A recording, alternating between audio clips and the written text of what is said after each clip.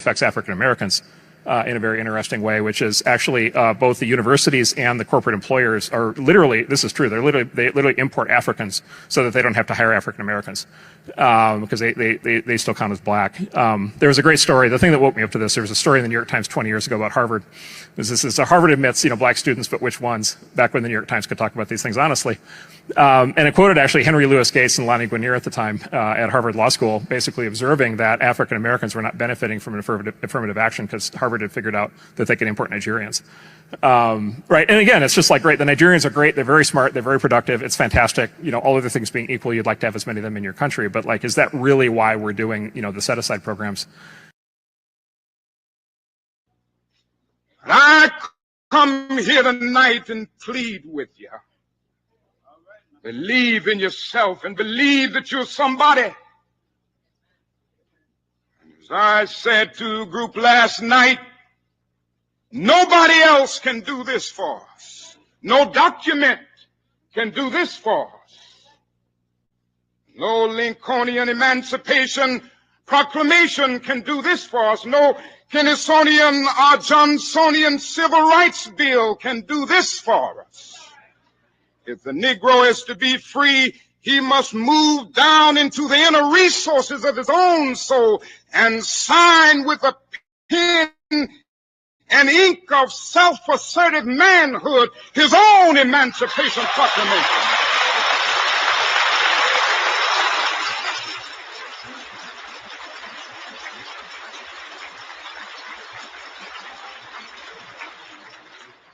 Don't let anybody take your manhood. Be proud of our heritage. As somebody said earlier tonight, we don't have anything to be ashamed of. Somebody told a lie one day. They couched it in language. They made everything black, ugly, and evil. Look in your dictionary and see the synonyms of the word black. It's always something degrading and low and sinister. Look at the word white. It's always something pure, high, and clean.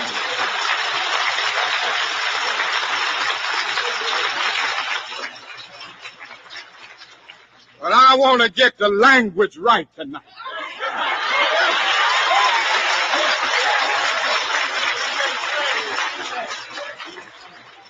I want to get the language so right that everybody here will cry out, yes, I'm black, I'm proud of it, I'm black and beautiful.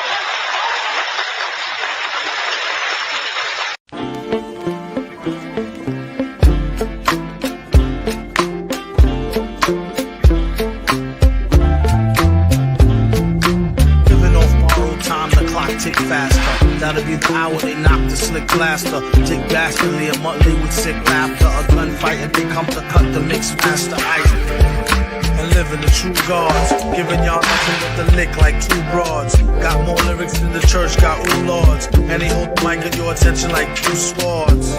Or you the one with two blades on it. Hey you, don't touch the mic like it's AIDS on it.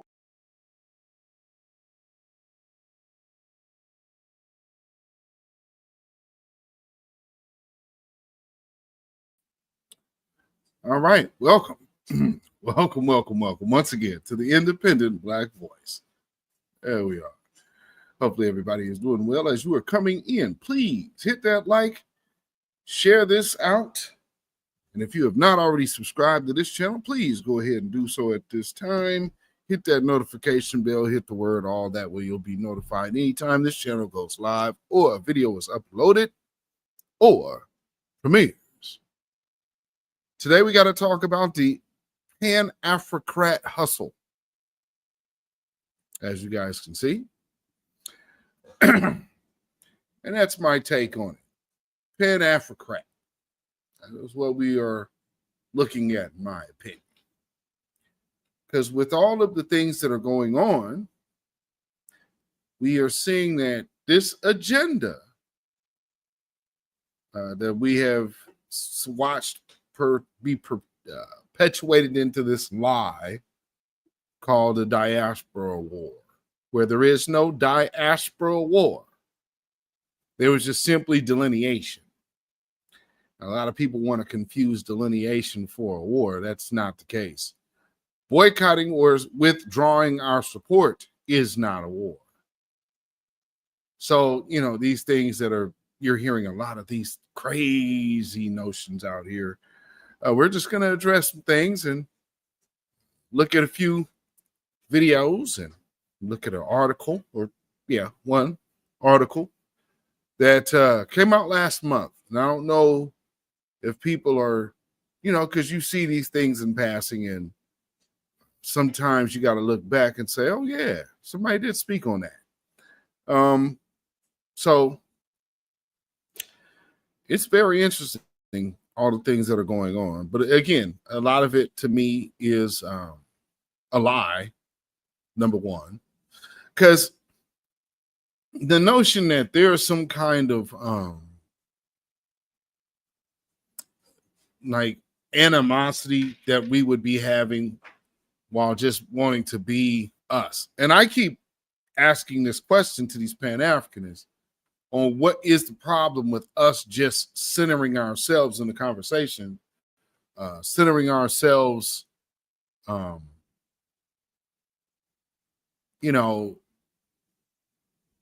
centering ourselves, period, really. Because we don't often get a chance to do that.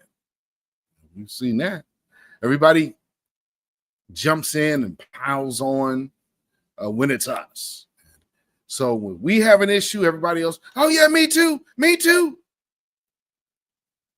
Our lives matter too. This is what we get. And we're just saying we're tired of that. For some reason, and more so than anybody else has been the Africans that have been really strongly against our delineation all of a sudden. Now they'll delineate every time it's beneficial for them, but let them not be look like they're not going to receive a benefit we're going to benefit from. Then it's shame and you're xenophobic and you must hate us. It's like, nah. What's so funny is back when the whole Israel-Gaza thing started, that's what those people were trying to do to us. You guys must have been taught to hate us from kids. Hell about it. Come on, man. Well, let's see who we got in this house so far. And if you're watching on X, come on over here to the YouTube channel and subscribe. We got our good sister Judah Israel in the building. Shabbat shalom, shalom. I appreciate you being here. Thank you for being a member and being my long-standing moderator. Always good to see you in the building. Hopefully all is well with you and yours out there. Shout out to the fam out there. And we got DSM Sinister in the building. Says salute to you and everyone in the chat today. Absolutely. Thank you. Thank you for being here. Appreciate it. And Spirit Wonder in the building. Shalom, fam. I thank you for being here. Appreciate it. Yeah, thank you. Matter of fact, get y'all up here on the screen and turn that on. And get that chat on there. All right. So I guess to kick this off, let me see. Need to go. I think I will go with I'll start with this story here. We'll just get right into this. That is not what you're supposed to be seeing. No. View this one. I need this. It's showing the wrong tab. I don't need that. I need you to show this other window. Why isn't that doing that to me? Okay, that's not what I want to see. Let me see. Okay, I'm gonna have to do it this way. It won't show me about that one. Okay, maybe that should do it. Okay. Okay, so check this headline out. And I have this out on the other screen, so while I'm reading it, you'll see just that headline. Matter of fact, let me pull that down here. There you go. So it says, this is from The Root. It says, after dissing Black Americans for years, African immigrants want us to care as Trump tries to deport them. A professor explains what we should do. There historically have been tensions between Black Americans and African immigrants. We can put that on the side to stand together against a man who is targeting both communities. Or no, can we put that aside to stand together against a man who is targeting both communities? I guess that would be Donald Trump. But see, here's the thing. He's not targeting both communities. And that's to see, you have to be honest in this conversation. We are being targeted there, okay? Always with the dishonesty. Don't they? They lead with it. All right. This goes on to say, this is published June 17th by Lawrence Ware. You see what that is. Let me get down to the actual article. Okay. So to African Americans, the rift is one-sided because we pay little attention to the negative comments. But these long simmering tensions are now coming to a head because there is a call for us, Black Americans, to stand with immigrants, particularly the Black ones. But here is the question. Why would we stand with them now when they have been condescending to us for years? That's a logical question. It's a very logical question, isn't it?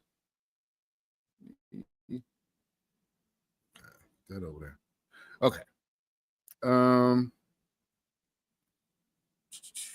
quote a Canadian who lost a rap battle, this has all been brewing in a pot and now it's heating up. Let's talk about it. Jump on social media and you will see that the rift is real. There are YouTube videos about these issues. Jump on TikTok and you will see creators' discussions to this split in, discussions. You will see creators discussing this split in the communities. Boy, they do not proofread these articles anymore, do they? And for the academic-minded people, there are articles written about this rift. Hell, there are even books you can read on the subject. Really. This long-standing issue, it's not new. However, what is bringing, these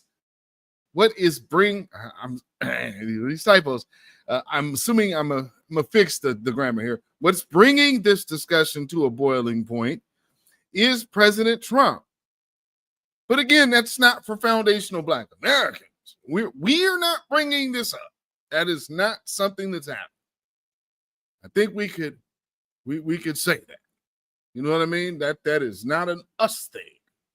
FBA strong. Greetings. Salute to you. Thank you for being here.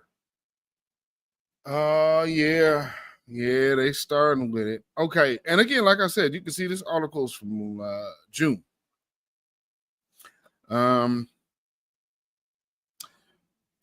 Earlier this month, the president announced a travel ban, a travel ban on a number of Black nations.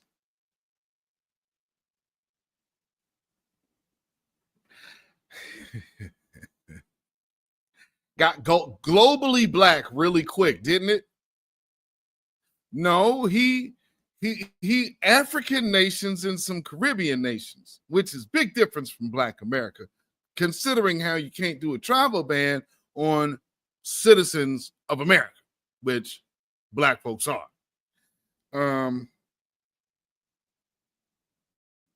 Okay. As of June 17th, there are 7 African countries and Haiti that are banned from traveling to the United States. And according to reports, they are considering adding 25 more African nations to this list. So then that would be African countries, not Black.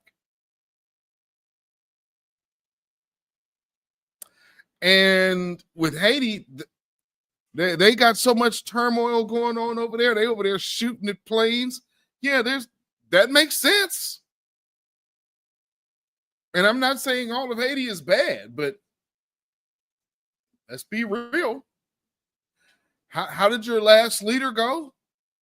Oh, by his wife conspiring with the previous president to get him dropped off in front of his own house.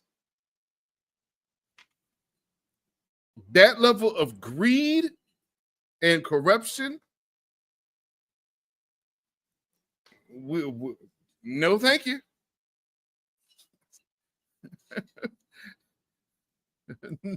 No thanks. We'll pass. Anyway, notice how they tried to do the blanket Black. No, it's all these African countries. And again, because Black people are in America, we're already citizens. So to keep trying to do that Black thing, it really falls flat. Anyway, this would bring the total of number of mostly Black, so mostly African nations to the band of 32, including Nigeria, Ethiopia, and Ghana. Those are all African nations, not Black. This possesses a serious threat to first-generation African immigrants who are in the United States. If their home countries end up banned, they could be deported. Funny, you notice how they just jumped from Black to African? Why did they do that? Because remember, they tell us that Black ain't got no status. So all of a sudden now people want to be recognized as something that has no status. But the difference about that is Black American is a status. See, that's a little trick talk that they tell you. Oh, Black's Law Dictionary. Black American is linked with freedmen and all of that. So I mean, and there's laws on the book. So that one's set in stone. That's why they are fully aware of this. But they're gonna be coming after y'all next. No, the reason why y'all have to play with, if that was true, you don't gotta play with the language. Again, we're in the diaspora war, but this is from last month, before the Essence Fest and all of the debacle and disrespect that came out from that and all the fallout there. So now we're actually seeing the real, because now all these people coming out right now are liars. They are liars. That's propaganda. But here's the truth.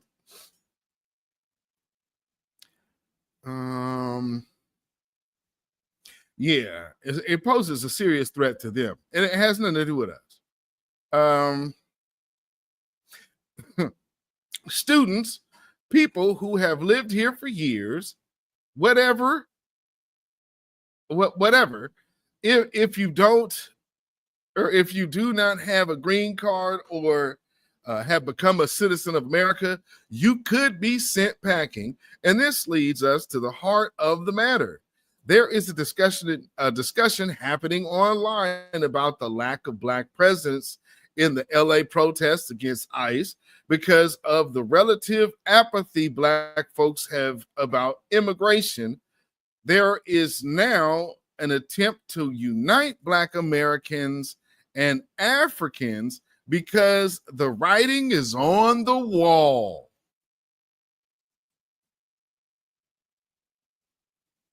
Remember, this article is from last month. You see what I'm saying? This article is from last month. Don't think people ain't out here plotting and planning against us, folks. They are. They most definitely are. Yes, indeed. Oh, yeah. Yes. Shout out. Salute. I see that. Antithesis in the building. Salute to you. Thank you for being a member, and thank you for the super chat out here supporting. I appreciate that. Peace, power, blessings, and protection be upon you and yours. Thank you so much. And FBA Strong in the building. Yes, indeed. Yes, indeed. Oh, man. Yeah, they up here. They going crazy out here, man. And Black First, Val Dalston, Georgia in the building, man. Yes, indeed. Salute to you. So, that's funny.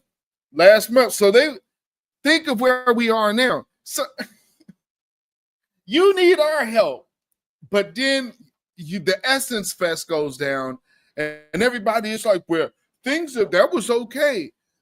Essence Fest was an opportunity to express and show and demonstrate humility.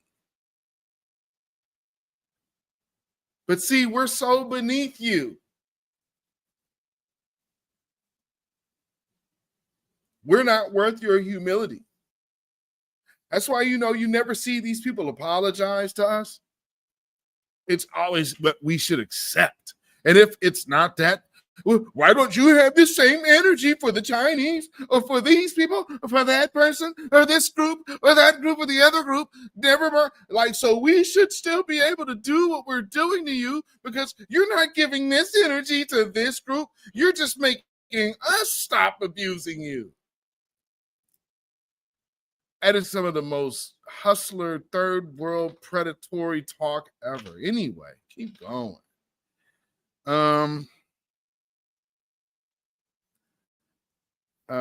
Because where was I at? The writing is on the wall about what Trump will likely do when it comes to African nations.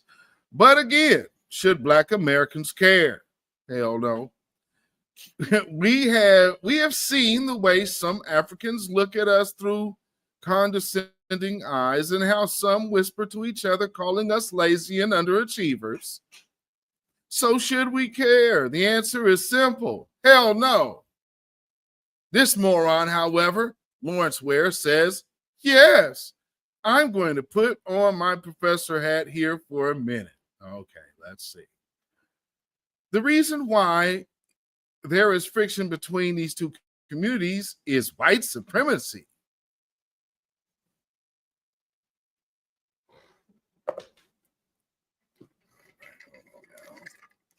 I don't know how we get there. I'm not sure how you came to that conclusion.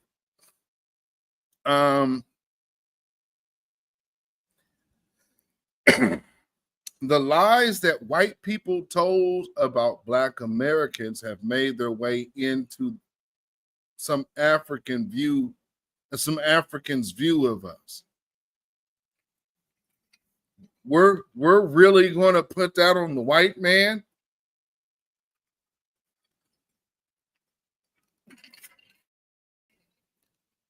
We're really going to put that on the white man?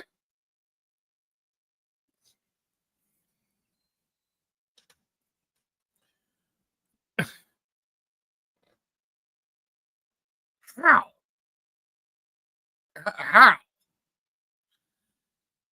Let me show you what I'm scroll down here so y'all can see a little bit here. Because there's a lot of junk on this screen.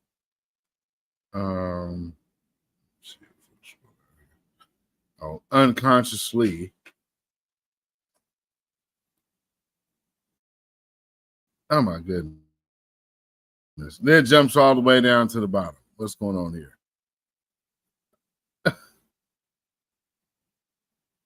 Okay. So I guess I'll just leave it there. And that's why I got this other. I'm reading from this other screen because it's so janky. But yeah, we'll get to it. I see another super chat in the building. Leslie Williams with the super chat. Thank you so much, Leslie Williams. Love your breakdown, B. Glad to see the spiritual awakening among our people.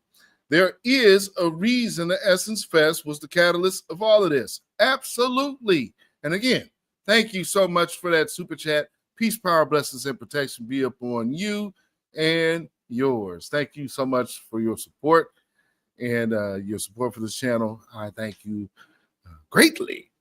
And again, Essence Fest, you're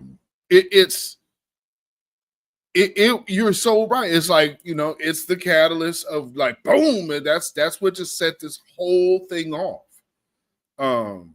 And opened a lot of people's eyes. And maybe that's, perfect way of putting it, because it's like setting a firecracker next to a group of folks that were just sitting quiet. It's like setting off a firecracker in church. You know what I'm saying? Doing prayer. And it woke everybody up. Because people are like, oh, okay, wait, there is something going on. And then you get wind of this African Union business, and it's like, oh, okay. Also, Essence is tied to these folks. Starting to make a lot of sense. So, yeah, that's going to turn some black. I don't know what they were thinking. Like, black folks weren't going to be pissed off. That is an ultimate stab in the back. And these folks was like, what are you talking about? War on you? You've poked a bear, and the bear was like, who's there? Hark, who goes there? That's what y'all did. Don't blame the people. We over here doing our thing, sitting, chilling in America. And y'all over here, why aren't you doing what we want you to do? You're supposed to be our security guard. That ain't our job, man. So let me get this there. Why did it move? What happened here? Where we at? Blah, blah, blah, blah, blah, blah. We got there. Massive rap battle. You not skip? That's crazy, dude. Where we at? You could be sent back anywhere. Okay, so there's a discussion happening online. Protest about. Okay, we got there. Okay, so I'll start here again. Oh yeah. So he's saying yes, we should be we should be caring. He's going to put his professor hat on, and what he's saying is the reason the friction is between the communities is the lies that white supremacy told the Africans. Church of Black Power, what's going on, my good brother? Thank you for being here, and thank you, of course, for being a member, my good brother. Good to see you in the building, man. And so the lies that white people told about Black Americans have made their way into some Africans' view of us. Many of them come to America and have success. They then wonder why those of us who have been here for generations have not achieved the same. But they fail to see the decades of institutional racism we have had to endure on American soil, the way we have had to fight for them to have access to successes they now enjoy. And I call bullshit.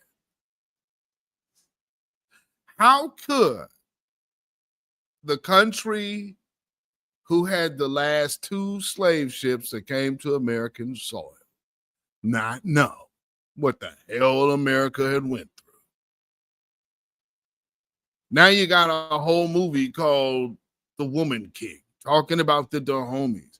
Everybody over there knew what happened. Even the Zulu, Shaka Zulu knew what happened. The hell are y'all be? These people be,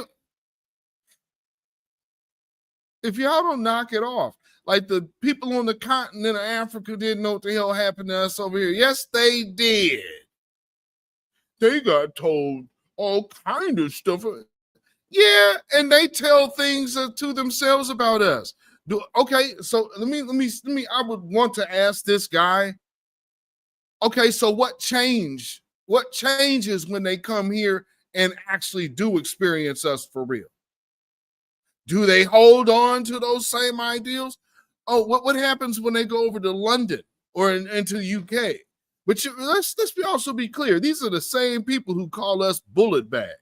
So they don't know about our history that much, but they know enough to call us bullet bags. Yeah, okay, brother, I got you. I got you. Right. Okay.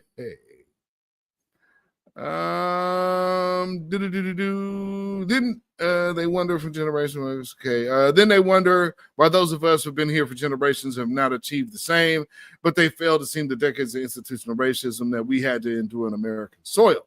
The way we had to fight, and so there's successes they enjoy now. What is needed is an honest discussion about the experiences of our communities. We will then see that the conditions they are trying to escape were created by the same rampant white supremacy that ensnares us. Oh, hold on. All of a sudden we're doing the thing. Oh, okay. No, that it looks like it went away. All right. We'll roll with it for now.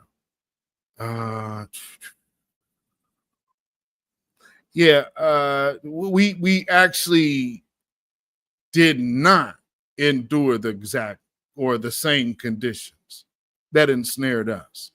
That's not at all true. See what he just did right there is you're trying to say everything past slavery, everybody else experienced what we've experienced from these people. We have a completely different experience with this white man than they do. Their children were not fed to alligators here. Their families weren't broken up. And then the same people that break your family up come back and tell you that you're deadbeat dads. When this nation, one of the staples of it is selling family members to other people. So these families are permanently broken up and fractured forever throughout generations. There are people walking around who are literally kin, who will never know that they were related unless they can look up on one of them random DNA tests and all of their people are in some kind of file. That's Americans' history. Where the hell do we share any of that with any African nation? These people are nuts. They just say things and like, oh, you guys are just supposed to go with it. No. Simply Sandra in the building. Thank you for being here. I see you. Thank you for being here and being a member. Appreciate it. Thank you. Happy Saturday. These folks are nuts. Those are loons, man.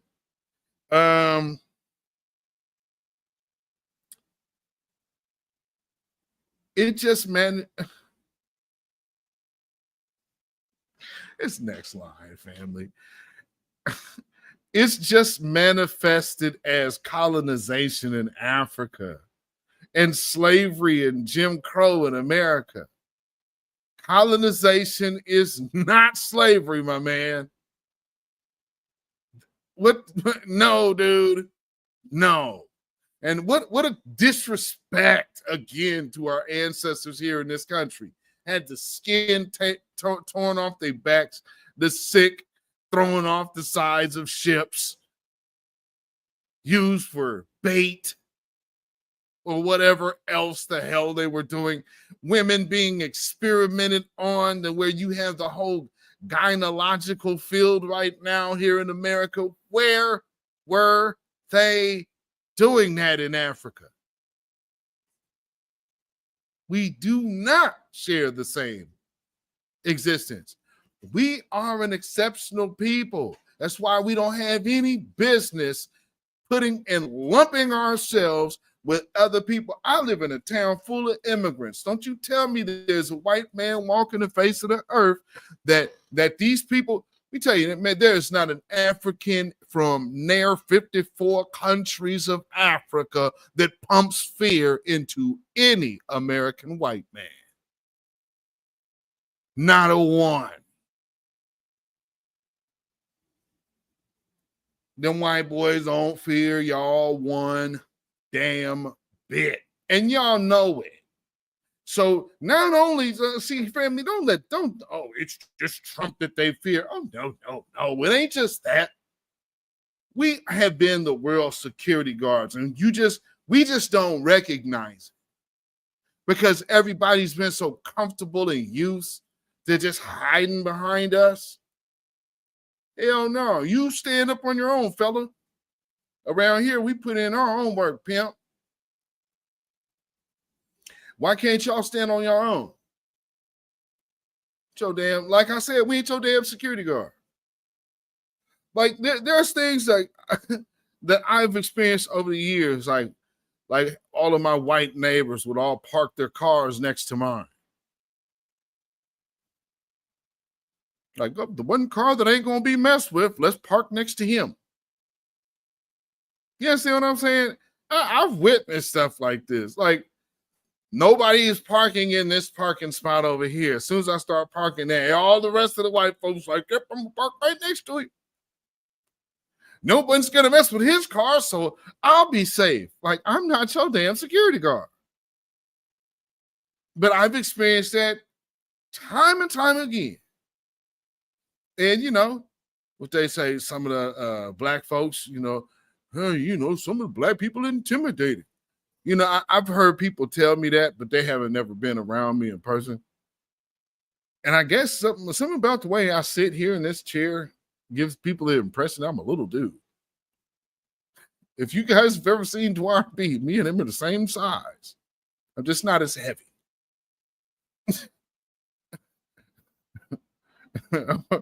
I've been wondering, like, where does that come from? Like, you get this notion like, oh, you're a little dude to be talking crazy. Then they see you in person, be like, oh. Man, let's not be immature, man. Like, all that shit you was popping. I thought you were a little dude.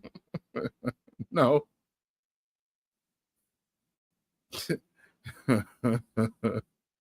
Smoke hit different in real life, I guess. Let's see. Well, these white boys online. Well, I'll call you an N to your face. I had one dude try me like that here, and he's from here. Well, he used to be. Thought he was gonna pop up. I'll call you an N to your face. Before he knew it, there were a boatload of other people that said, I want some of that too.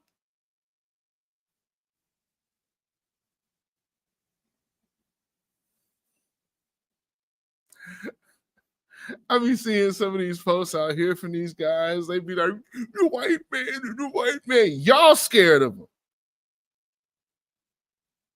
I don't come from that. That's how y'all, man, look at them. They walking through what they guns. And? Ooh, there's some cowards, like, especially that Pan African shit. Well, y'all might as well be wearing skirts over there, boy. Man, where the country brothers at? Because, well, I'll tell you, you're so deep and you're reading the book, but I don't even know how y'all women ever feel confident around y'all. They really feel like you really fool these women into y'all some kind of protectors. She gonna be the one to go check out what that noise is. Okay, so he didn't really have much more to say. Colonization is nothing like slavery. He says our communities are more alike than we know. No, they ain't. We don't eat bushmeat. And over here, we don't even eat their food like that. And that's just the reality of it. We don't eat their stuff like that at all. They'd be upset. guys hate us. Man, eating bush meat don't have nothing to do with hating. I don't like bush meat. I don't think I would like it anyway. Granted, I have to be honest. I haven't tried a dog-sized rat before. So I can't necessarily say that I wouldn't like the taste. Oh, I've never ate cow shit. But I be seeing you guys online. You guys love it. I mean, so I don't know. I haven't actually tried it. Maybe cow dung is a cool thing to have. I don't know. Put it over rice. Yum. Oh wait, that's right. I'm using the gesture of a utensil. I look at the videos I'm seeing. You guys don't use utensils, so scoop. Yum, yum, yum, yum, yum. Oh man, nobody's washing their hands. It's great.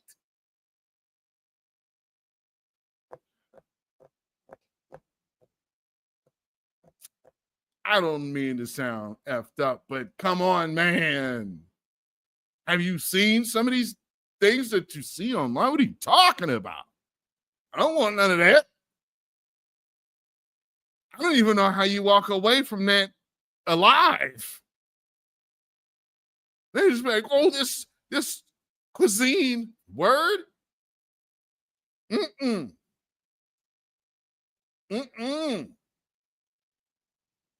No.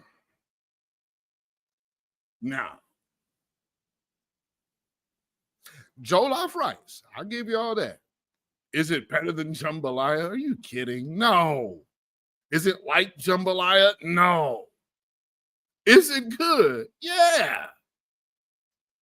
But is it like jambalaya? No.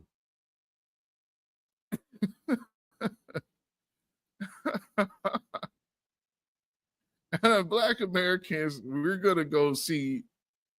We're gonna be at the Chinese Palace before we over there at y'all spot. Just to be honest, okay? The China Palace is gonna be getting the dollars before the dusty ankle.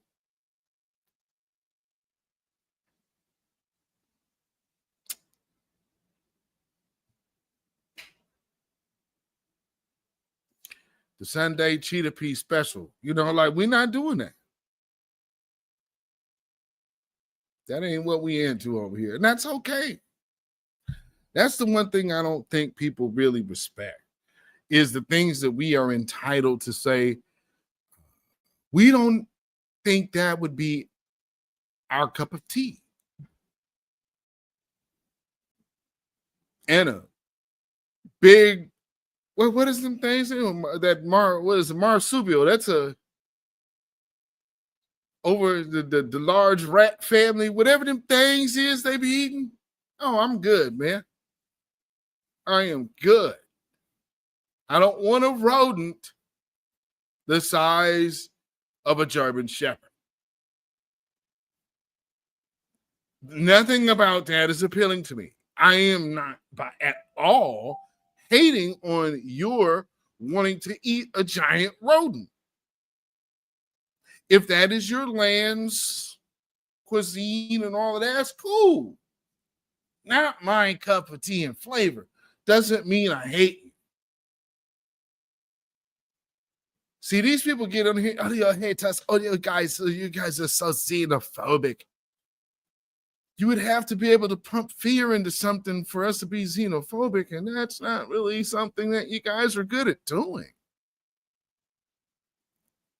You know, tough guys. Nobody over here is bothered by you. What are you talking about? I mean, at the end of the day, here's something that most black men, I can pretty much say every black man in my comments right now that's watching this are firmly confident in the fact that if you walked around and came in our presence and any of these good brothers' presence, they're comfortable that you know not to get out of line. Because a backhand could go across your mouth real quick. And it's not like somebody's going to hit you and run. No, you'll get smacked and they'll ask you if you got your mind right. And see, I see these types every day. These people know exactly, but I guess when you let little 4'6" Asian men take sticks to your back, and y'all over here just they just over there just whacking the shit out y'all. They just go, but we supposed to come over here and you supposed to talk down and stupid to us. You out your mother minds, man. We look at y'all like y'all nuts, and y'all be making these videos like, yeah, we are eating them up. Y'all are not. Now, what makes it, yeah, FBA strong? Bro, like I said, oops, my bad. There ain't no fork and spoon in them videos.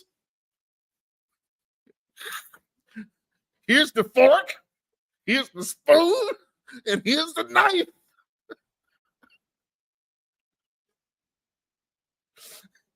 Oh, and by the way, here's my shirt. Here's the napkin. Oh man. Hey, whatever floats y'all boat.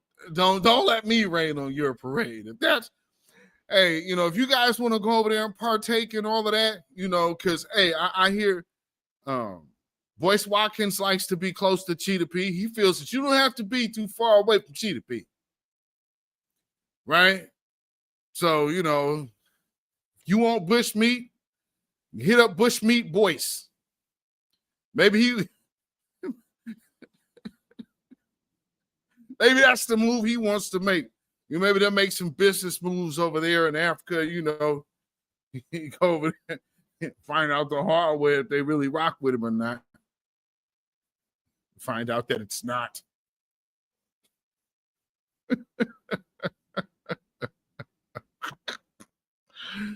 Woo-wee. Here's the fork. Here's my spoon. Yum, yum, yum, yum, yum, yum. Oh, also, here's my toilet paper.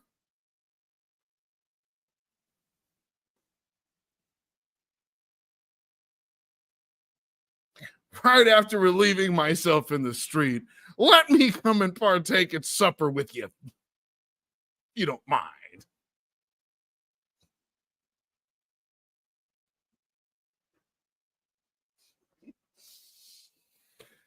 Oh, man.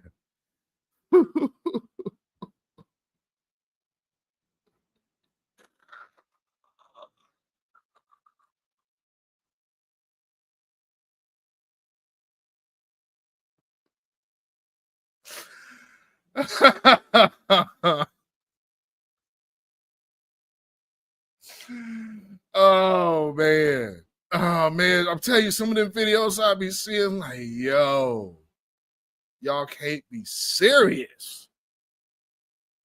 But we come from this. What I would like to know is, how did our taste for food change so incredibly far and drastically from that to what we prefer over here? Oh, and okra, and okay, so where is okra in? Is that in cow dung stew? You take a bit of the peppers, and then you take the okra, and then you go to the cow and ka-plop, ka-plop, ka-plop.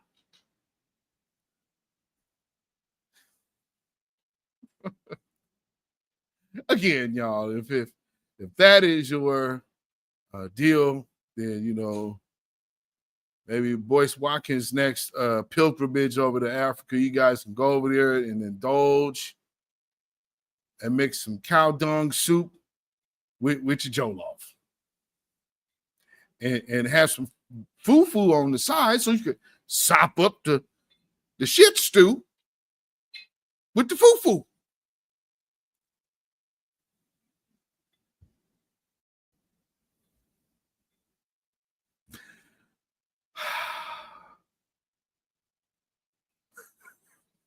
Moving on.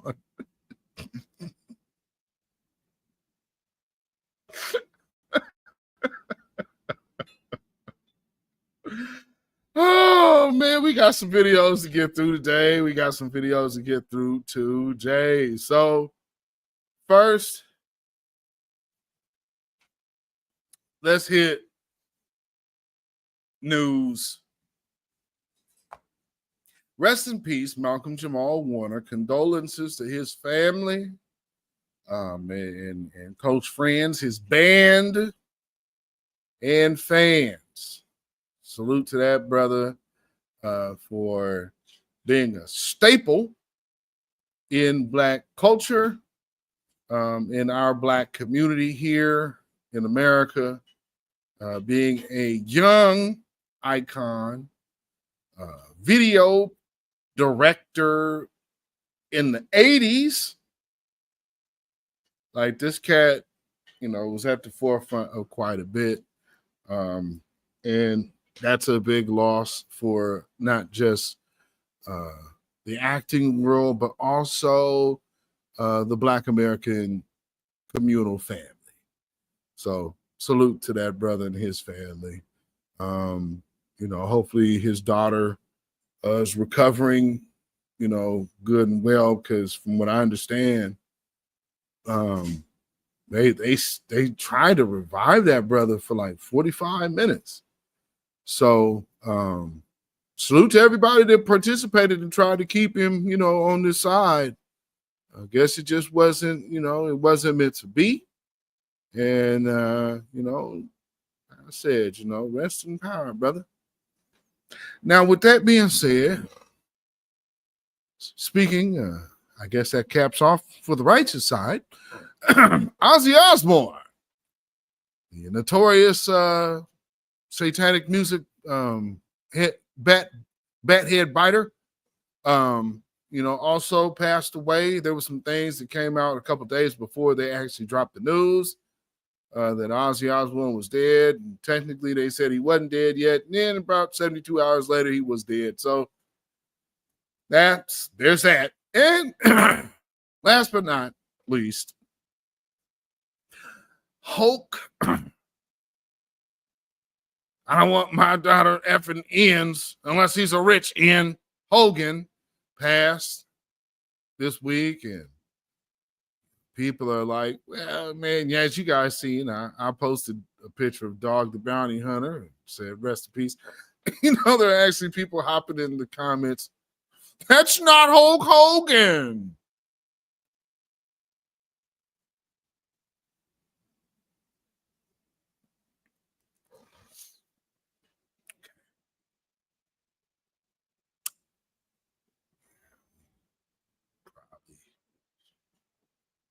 Couldn't have figured out. It wasn't Hulk Hogan. Y'all remember, I have that in here. Where? Hold on, wait. Hold on just a sec. Let me get something.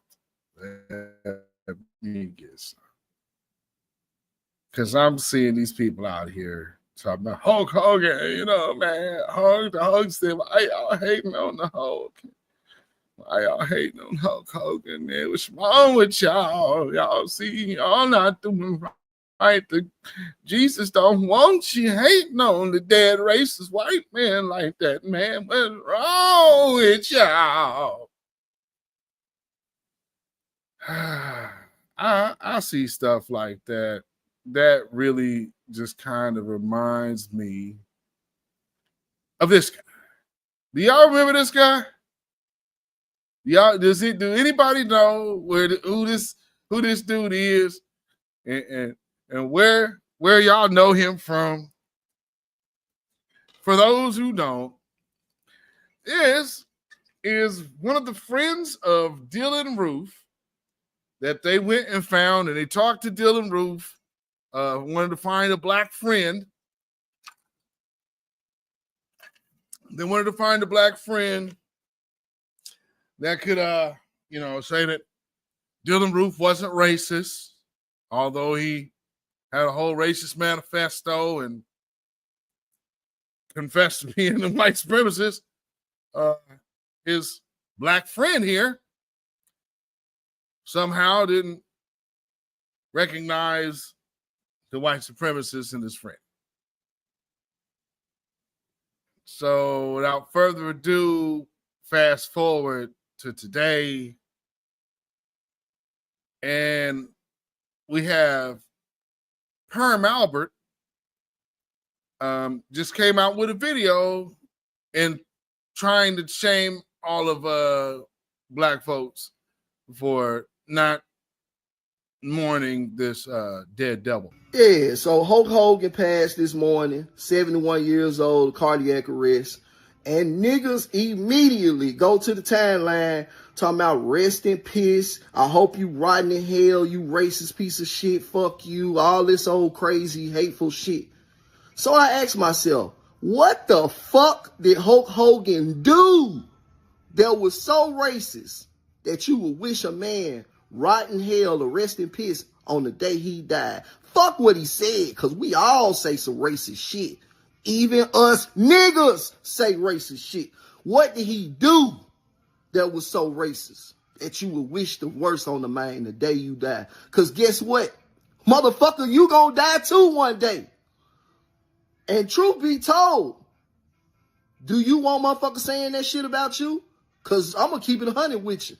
Out of all the shit you wishing on him for what he said, I'm going to be real. Nigga, I don't want my daughter dating no Peckerwood unless she got $100 million. So I can't get mad at him for saying he don't want his daughter dating no nigger unless it's $100 million nigga. Shit, I feel the same motherfucking way. So how am I going to knock this man? At the end of the day, that's Hulk Hogan, bro. That's an American icon. And if you under 35, you really need to shut the fuck up anyway, because you didn't even get to experience Hulk Hogan. You don't even know what the fuck you talking about. Uh-huh. Right. And while you got that perm sitting on top of your head, looking like he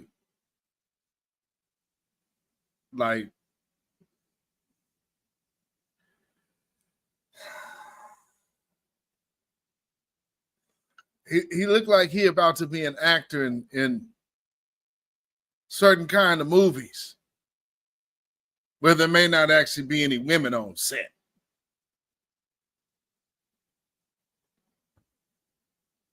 Because I don't know what type of female is attracted to that look. I mean, hey, that might be your flavor. I could be mistaken.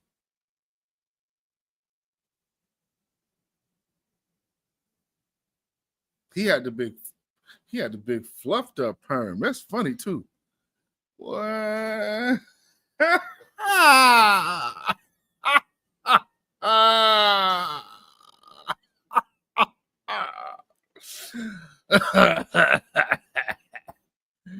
Why y'all talking about it? And also, again, when he talking, if y'all remember what this dude sounded like, as soon as I heard that, it was like, why does he remind me of this guy? I don't know. I don't be knowing. I don't know. I ain't seen no racism. He just a good friend. Uh-huh. They have there's a thing that they do that white supremacists have with their little black counterparts. And it's like this real deviant sexual thing. So when you see dudes like that, they might be playing that role with these guys. And, that's their acceptance. That's how gone these dudes be. They just be up there. Yeah, I didn't see any. Yeah, because y'all on some weird freak backwoods deliverance type business. So when you see stuff like that, know that there's a certain that type of thing. That's buck brain. Like I seen, Judah. you put a buck back in. That's and the church said him and Rolling the Bussy Buddies. You better know, like there's a lot of that with them. When you see that black dude hanging around them like that, like the other dude, they cut his page off of X. He was out here rolling with the Proud Boys and all. Man, I know about these folks. Saying, you know. So I'm gonna have to bring this in this way. Where is that at? So there's a news story that we are going to take a quick look at. Because there's so many folks that right now have something to say about our indigenous connection, especially with these weird dudes. Like, oh, okay, so yeah, let me get into that. So let's play a little bit of this guy before I can into the story. There we go. So let me share this. Get this in here. Share my screen. Share that. Let's get this guy in here. All right. The pseudo-nationalism to white supremacist pipeline. Right now, there's about 3 groups that are becoming more popular. And I think the reason for their popularity is that our education systems are extremely poor here in America.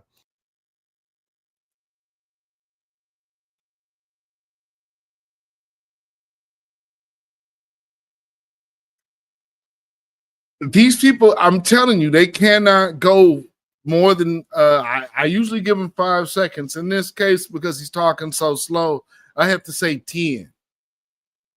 But they cannot speak about us without insulting us. Do y'all realize that? Every time they mention anything having to do with us, it is always their lead in is we're less intelligent. Well, the poor school system, so they're misled by people on the internet because that's where every black person identifies and gets their history. Family. We know our family members for generations on this land. These people who just got here in like 2010, why are they talking to us about our history?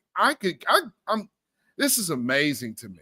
There is a lack of understanding. When people do not understand things, they create conspiracies, they create things that are not based in reality.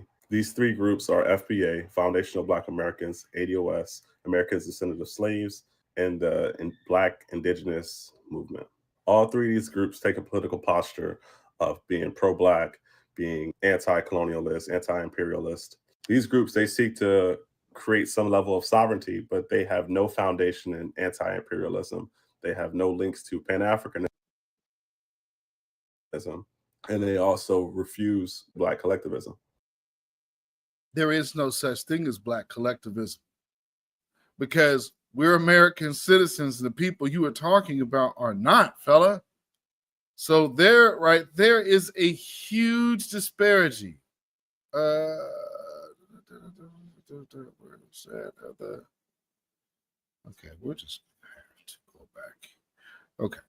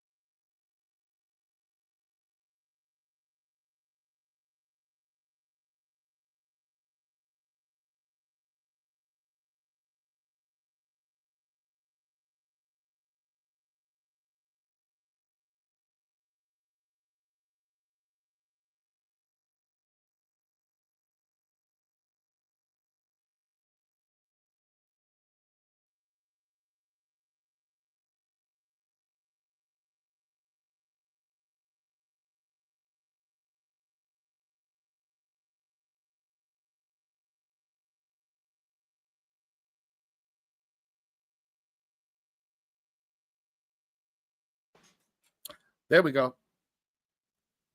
There we go. I don't know why that does that now. That's some kind of new feature that has been added, and all of a sudden it literally just mutes my mic.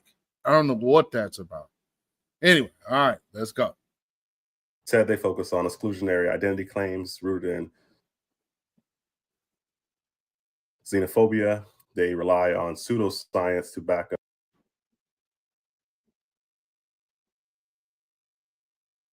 This is freezing. I don't know why it's freezing like that. Oh, okay. Of their claims. They also use revisionist history as a means of empowerment. Okay, so revisionist history as means of empowerment, pseudoscience, blah, blah, blah, yada, yada, yada. We've heard all of this before from a lot of these other people out here. Let's get over here, though. Let's get into some pseudoscience. In a landmark decision, the Muskogee Creek Nation Supreme Court ordered citizenship for Creek freedmen. Thanks for joining us.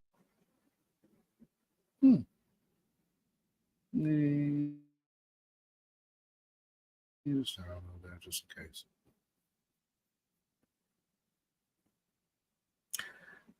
Because I knew it would be doing this. Come on, StreamYard. This is not no Kit. I've been covering this story. Video. Come on. Wow. Okay, so we see how this is operating today. Let's get you in here.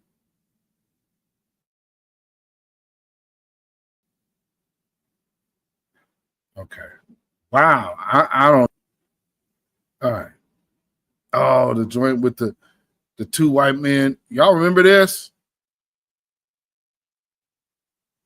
Y'all remember this? If it's gonna play, it's one of my memories. It's another thing. This is another reason why we can't link up with these people. Yeah. Hold that right there. Yeah, pause that. We don't do stuff like this. We don't do stuff like this, Black America. Nah. And these people come around us telling us, you guys want to be like the white man and the white man. We don't do stuff like that. You ain't going to catch us doing no foolishness like that. That's ridiculous. Okay, so now let me stop sharing that.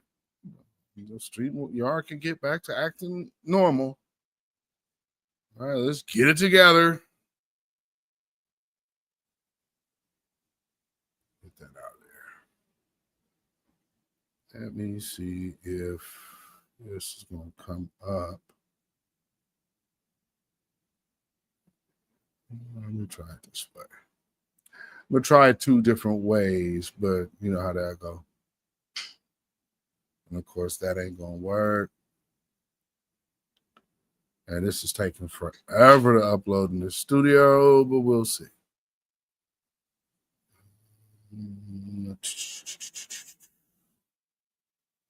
Is there a way I can play this, Joker? So strange. All right. So I guess I am going to have to go back.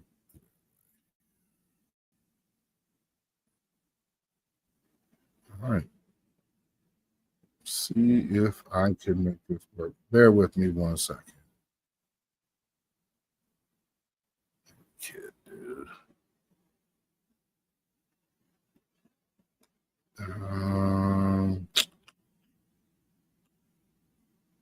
I don't know why some of these videos, like, they be tripping when I'm trying to get them in. Okay, let me try this again.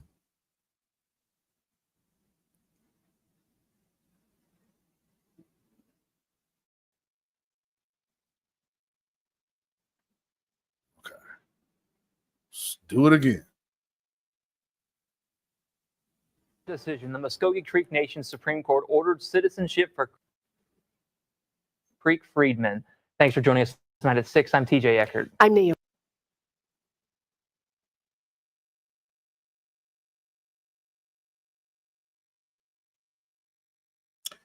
Wow. Kit. I've been covering this story for years, even sitting through arguments in front of the Supreme Court just 43 days ago.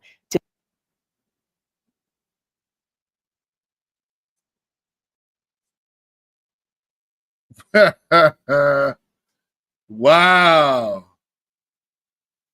Okay, so I see that's not going to work.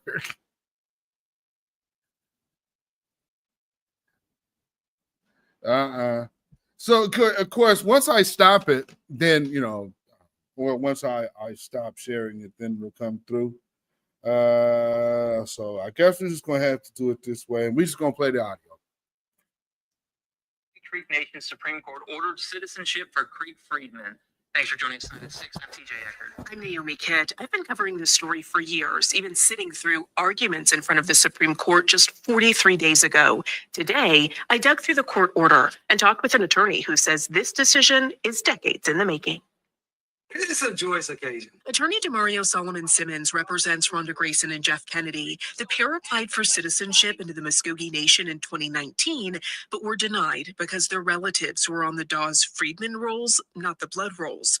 Wednesday, the Muskogee Creek Nation Supreme Court said they will be citizens because the Treaty of 1866 guarantees it. And I just appreciate the Supreme Court for looking at the law and applying the law as it's written. DeMario has been at the center of this fight for years, and it's deeply personal for him. And to know that when I was born a Creek citizen, and now because of this decision, I can now once again become a Creek citizen. He told me his great-great-great-great-grandfather helped negotiate the Treaty of 1866 between the Muskogee Nation and the federal government. It grants citizenships to Creeks of African descent who were primarily the tribe's enslaved people. But in 1979, the Muskogee Nation Constitution added a citizenship clause, saying members had to have relatives on the blood rolls. 46 years later, this Supreme Court decision struck that down, saying, quote, "Are we, as a nation, bound to treaty promises made so many years ago? Today, we answer in the affirmative, because this is what Muskogee law demands." We want so badly that this era could be over with, that we can reconcile with our nation. The court order removes the by blood provision in the Muskogee Constitution and requires the Citizenship Board to apply the Treaty of 1866 to Jeff and Rhonda's case, letting them into the nation. It also says all future applicants who can prove a connection to the Dawes rolls, either freedmen or blood, need to be approved as citizens. What does that mean that they made sure that the next group is protected too? Well, it means two things. One, it means that they understood the gravity of the situation. Number two, it says that this issue again can be behind all of us Black Creeks or Creek freedmen, and we can just go by the term of Creek. Just let us be who we are. DeMario says the ruling upholds the Muskogee Nation's sovereignty since the same treaty. So, you know, you start getting into that pseudoscience talk. Things in this land are kind of blowing those out the water, and those arguments are very, very irrelevant and misguided. So when they say, well, you know, you guys don't know where you're from, and you go, yeah, you don't have a culture. Yeah. Okay. So you say. And so let's see, where am I going next? I'll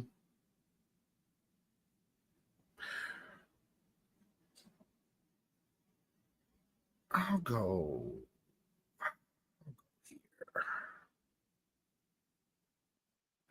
And, you know, I played at the very beginning of this broadcast the audio of Dr. Martin Luther King telling you, kind of, you know, predicting the emergence of being a group that would identify ourselves. Go figure. So, self-identifying. That was something that he was on. People would be like, oh, no, he wasn't. Oh, yeah, the hell he was. And there was a lot of, people, oh, he was a Pan-Africanist. Pan-Africanist in what sense of the word? Because there is no African nation over there looking to build with the Black American populace. That is not the case. That's not true. Really? Well, somebody needs to inform this woman. Black Americans, please leave Africans out. I really hope this lands because I'm sick and tired of seeing this conversation on FYP. There was a time you guys were arguing that Africans say that you guys are not African enough. That was also a problem. Now you don't want to be African. It is okay. I promise you, none of us calls you African American. The entire Africa calls you guys Black American. We don't think you're African Americans. We don't even think you're African. You guys are so different from. You don't have manners. We have manners. And what culture are you talking about that Africans steal from you? That's the funniest bit I've heard. What culture? They're not like us. You're not like us. We're not like you. Is that your culture? Africa has 54 countries and we have over 1 billion tribes. Each tribe is attached to tradition and norms. We do culture things that you don't even have. For example, I am a Muganda from Uganda. That's my tribe. And we have Buganda things that we do in our Buganda kingdom. We have the Basoga, the Banyankole. Do you even know what that is? Define culture. What culture do we copy? Do you even have culture? If I ask you what's your tribe in Black America, like what's your tribe? Do you even know what that is? Give me 3 culture norms that you have or traditions that you do. Nothing. Y'all are gonna tell me the hoop earrings, the hip hop music. They're not like us. You're not like us. What else? What do you have? What is your staple food? Nothing. So what culture? What culture? We don't quote Martin Luther King. We quote Nelson Mandela. It is you who flock Africa coming to look for him. You'll be flocking Ghana and Nigeria looking for those ancient slave markets. And now all of a sudden you don't want to be attached to slavery because your ancestors were lied to with a piece of candy and they left. You think we don't know that you don't like Africans? Do you know how many African students have been bullied by y'all? You call them animals, monkeys, you call them uncivilized, yet you guys have the same color. The thing is, you want to detach yourselves from Africa, which is okay. We've never wanted you to be African. We don't even want to be associated with you. I totally can dig it. Just one thing about that, ma'am.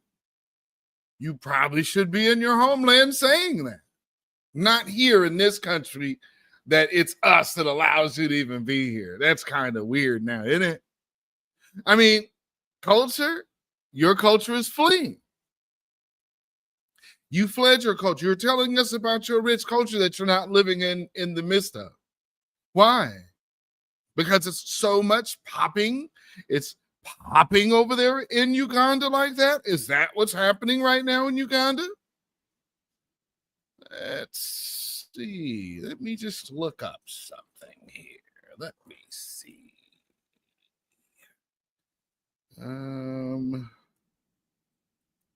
Those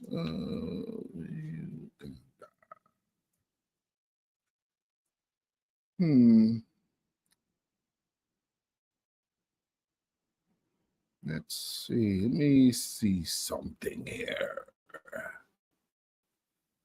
Oh, well, there's a picture of Uganda. Let me see if I can get this here.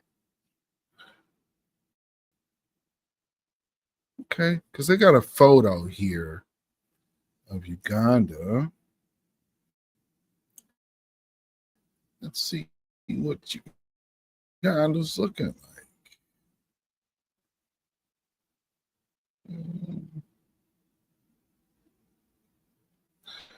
Okay.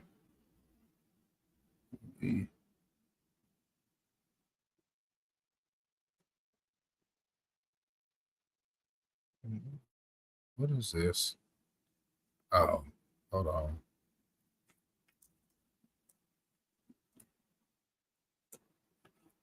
Yes.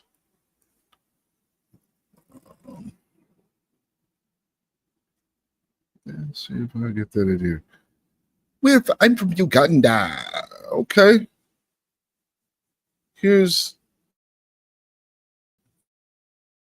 That's a kind of a crap picture of Uganda. That's, yeah,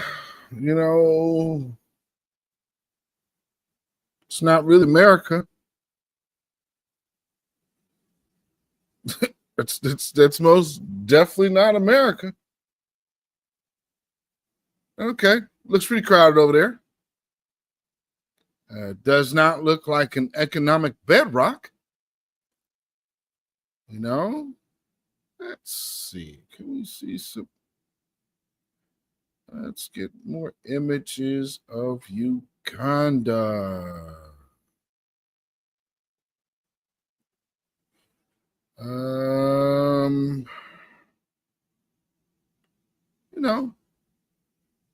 Looks like you got a nice mountainous range, and there's a city. So let me get this. And I'm just looking at random photos here.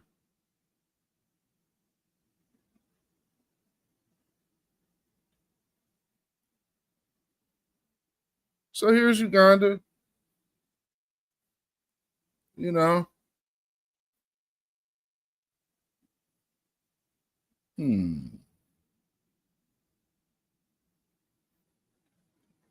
See, you got a little bit of city going on. They got hippos. Hey, oh, look at that. Boy, they're balling over here, ain't they? They're out here in the good fields. Okay, got some agricultural things popping. There's a giraffe. Oh, there's people over here, right here, looking. And they're balling over here, right? Oh, yeah, look at that. Man, the money is flowing, man. Hand over fist over there in Uganda. Let's see what they're eating over there. Let's check out that food. Oh, man, look at that. Boy, that is culture, folks. That is culture right there for you. All about that yummy Ugandan food right there. Boy, doesn't that just look appealing right there? What is that? Not sure, but whatever. Okay, yeah. So let me know if something is jumping off the screen at you guys. I mean, ooh-wee, boy, your taste buds are just a tingling, ain't they? Man, look at all that culture. We got something that's culture. I mean, oh, wait, what is this? What the hell is that? I don't know. Okay. All right. Let's keep going up. That's a chicken or some kind of animal. I don't know if that's a chicken. That doesn't really look like a chicken. Cassava leaves. Okay. Ugandan food. Okay. Are those bugs? Are those bugs? Uh-huh. Well, one thing we can say, Uganda, that we absolutely do not envy is your cuisine. Huh. Oh, let's see. Let's look up culture, shall we? Let's see. Let's see some culture. Oh, I see dust and I see dancing. Oh, we got some cultural stuff going on. Oh, they're dancing. Oh, she has a pot on her head. All right. We are missing out, y'all. Do you understand me?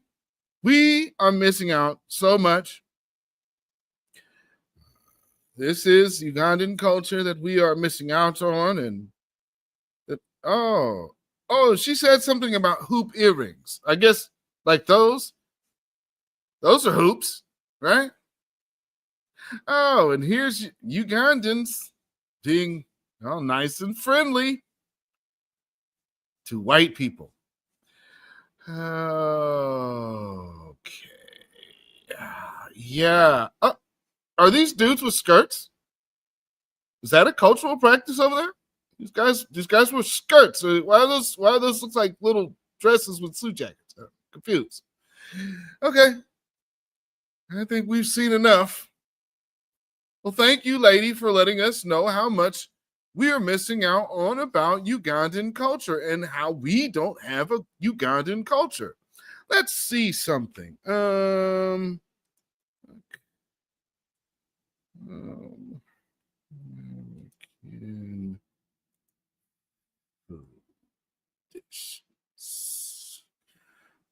Oh, well, let's see. So here's Black American food culture. You know, that culture that we don't actually have.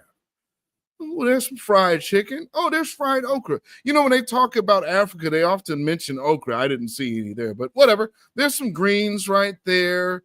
Look like some yams. I know they'll say, oh, we also eat yams. Yeah, that's true, but you're not doing barbecue chicken.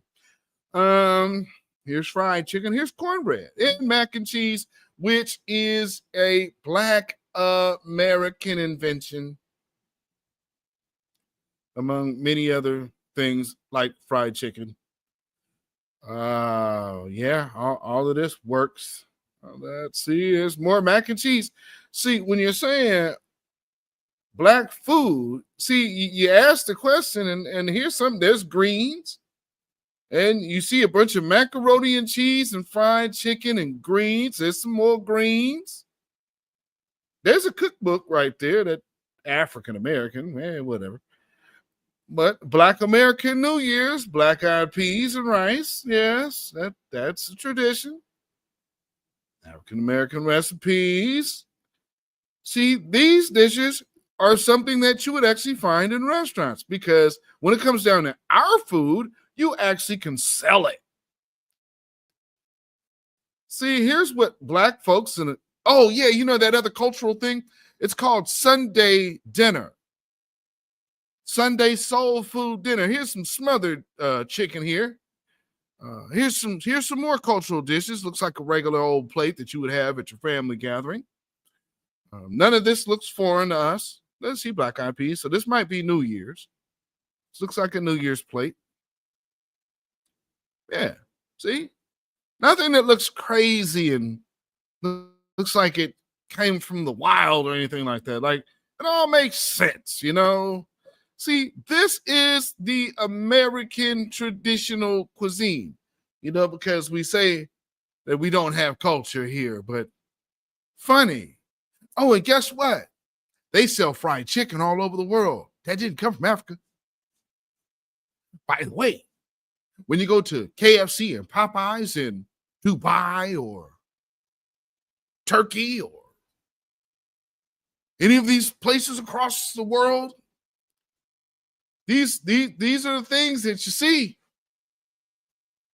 And so that mac and cheese, that's in Dubai. That's Black American. Along with the chicken. And guess what? The chicken is so good here, the Koreans learn how to make it. Filipinos learn how to make it. You know, out of all of those things that we don't have, that don't have any cultural reference and stuff, you know. I guess y'all have sweet potato pie where you come from.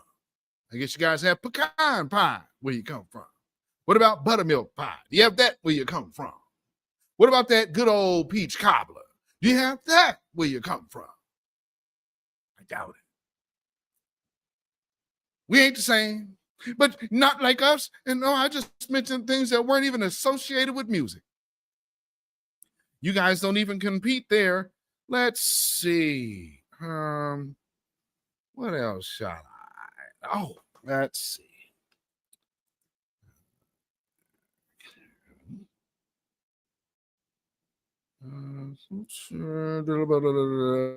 There we go. That is not Black American clothing. That is very much African.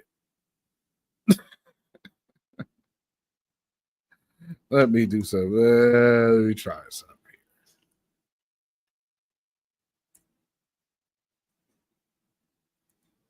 That's a little different. Let me see what we got here. Okay, the clothing one, that's a little hard one. Let's see.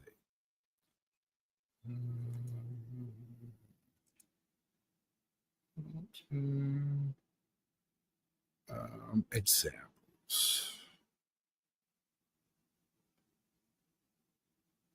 Wow. Okay. Here's some examples. And this is running quite the gambit.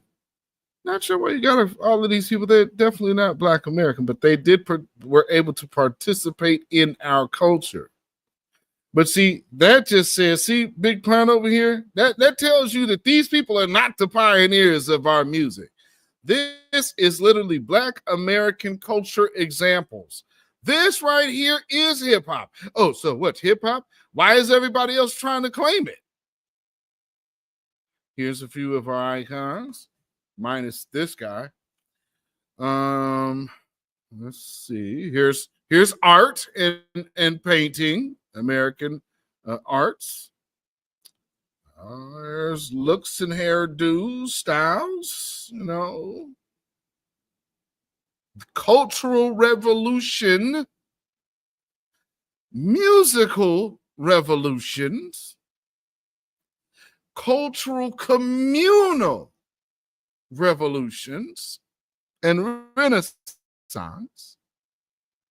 And every last one of these artists in this picture have been imitated in every land across the planet.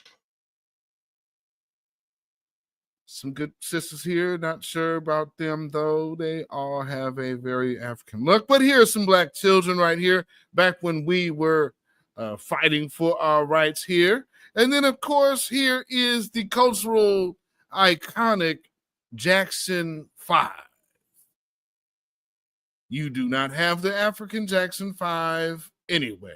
And then, of course, here are the Black Panthers fighting for Black liberation, because Black Americans understood the importance and the need for our liberation, which did trickle into other groups, because we believed that having solidarity with other groups would strengthen us as one. And we have now seen that that is absolutely not true. And until those particular groups can get their stuff together, it is an impossibility that we can all come together as one at this moment. That is not actually feasible. Well, there's an interesting Black human. Got a horn here, huh?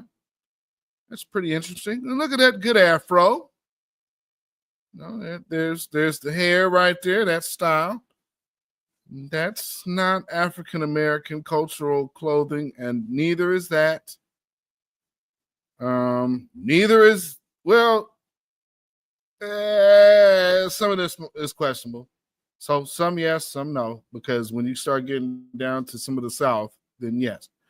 All Black family right here.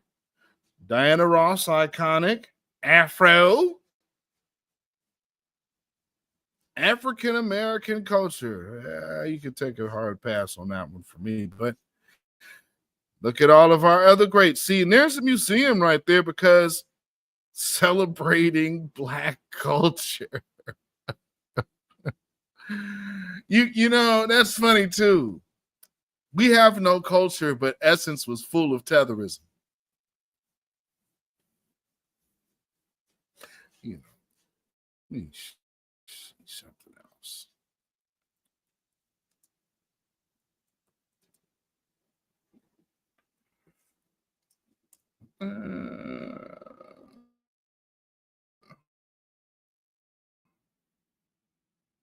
Let me see something here. Because before there was before there was the Essence Fest, we had this. The Ebony Fashion Fair, a traveling fashion show that ran from 1958 to 2009, showcasing Black American models and designers. It was founded by Eunice W. Johnson, wife of John H. Johnson, the founder of Ebony Magazine. The show aimed to challenge white-dominated fashion perceptions and empower Black women while also raising money for Black nonprofit organizations. This video gives an overview of the impact. Well, that's interesting. Oh, okay, go back a little bit. Wow.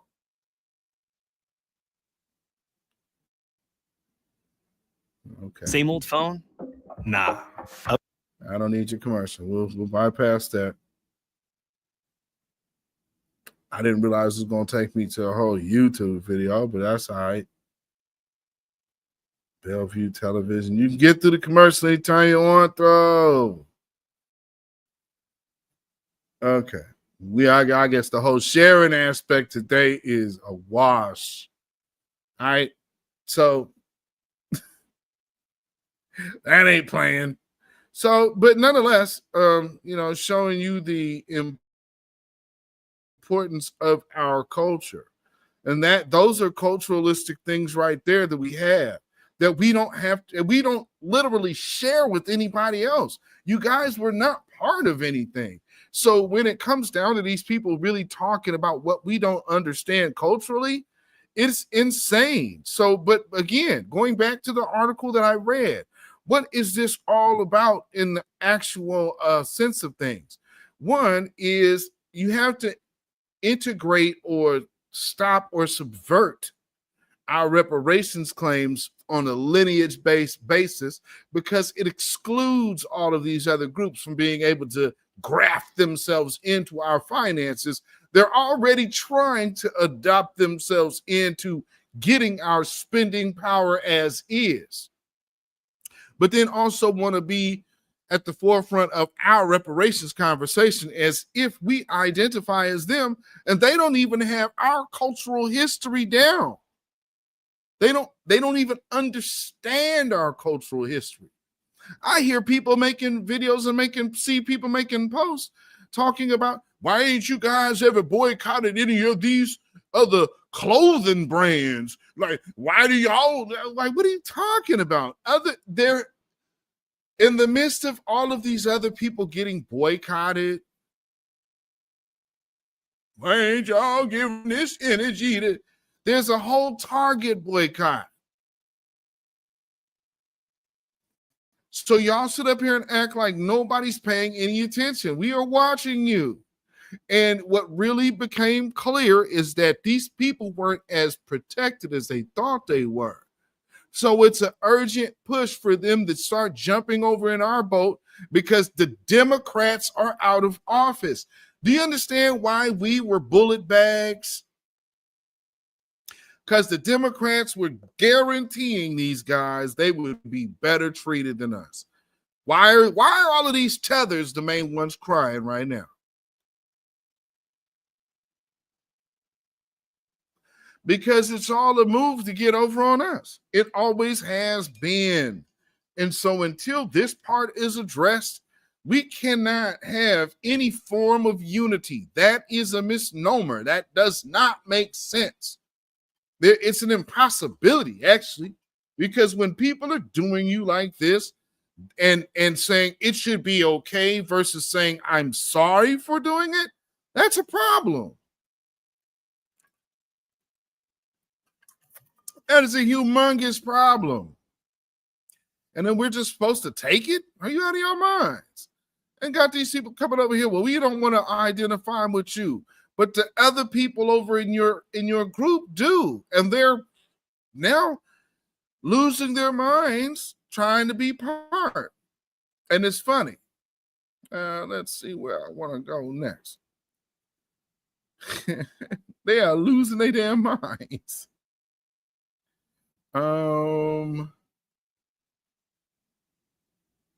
Oh, let me show you this. This white girl actually had this video talking about us, and this is just more of a demonstration of how the rest of, like, because these tethers always say that white folks can't figure out like who's different and who's who. Oh, the hell they not. That's not a problem for them. They know who's who, and they know our group is specifically done differently than all other groups. And there is a specific focus on us outside of all of the people on the continent of Africa. They don't compare to all of the confusion. Like, look right now, who is it trying to jump into the confusion or make it confusion about our lineage and status here in this country? It's Africans. We've been over here all of these centuries. Now all of a sudden, you're hating on African. That's BS. So let me, for you Africans and Pan-African dum-dums, let you hear from one of the women that you guys, a lot of y'all actually prefer, let's be quite honest. And I would love to know, especially for those of you who are watching on X, hate watching, what do you think? I don't mean to say this like to be disrespectful, and maybe some people are going to think this sounds dumb, but I feel like there's a deeper reason why, people of color and specifically the Black community have been relentlessly persecuted. Like, I mean, just the things that happened during slavery alone, like, were insane. But I don't know, the more I learn about Black history and the ways that, people who literally worked in the government, like the CIA, all these different people in power were trying to ruin the Black community. And it makes me think, dude, I feel like, is there something more going on here than just racism? Because it's like, come on, you're telling me you're doing all of this stuff just because you don't like someone's skin color? I feel like, I have this theory that, like, what if Black people have some type of superpower? Like, what if they have, I don't know, if they're just born with something very valuable that we don't really know about, but maybe, like I said, these rich people and these people in power, maybe they figured it out a long time ago, and maybe that's why they were like, oh, we have to, like, get rid of them, blah, blah, blah. I don't know. I feel like maybe they have something special that we are not taught about that is linked to them being people of color, And I've seen some Black creators come on here and try to explain how special it is to have melanin in your skin and how it has all these different properties. But I don't know. I just feel like I have this theory that this goes so much deeper than maybe a lot of us realize, because I'm sorry, but I don't think you're going to go out of your way for all these hundreds and hundreds of years to try to ruin one group of people over something as silly as, oh, their skin is a different color. Like, I feel like there's something that we don't know. I'm telling you, there's something special about them that they don't want us to know. Okay, this is just something that I've been thinking about recently, and I'm like, maybe if there are some Black creators that maybe they already made a video and I just didn't see it, I don't know, but like, I don't know, maybe this sounds dumb. Or maybe this is like, yeah, no shit, Sherlock, but it's just something I was thinking about.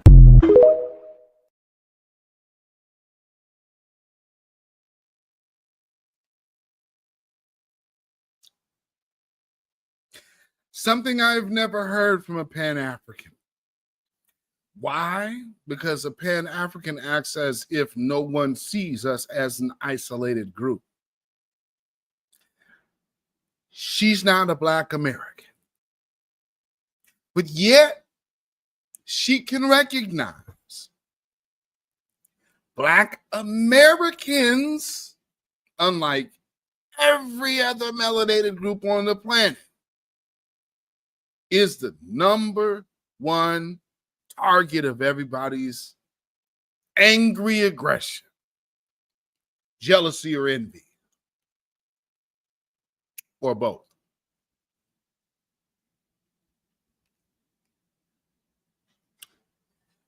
Isn't that something? But nonetheless, got to come over here to us and tell us what we don't know about ourselves. groups, right? We clearly don't have a culture. Yeah, I think people are more aware in our midst than people are giving us credit for. We have a much larger tie to our ancestors in this land than obviously a lot of y'all believe. And so it's very interesting that I'm seeing, this position. When I see black folks doing it, that's the problem. Because, black folks should know better.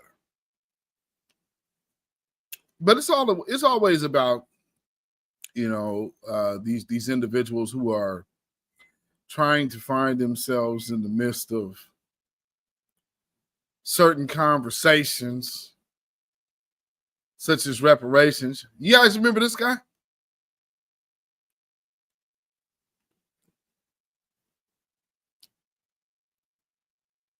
Yeah. National Reparations League. Huh? Cut the check. And here he stands with a few melanated immigrants.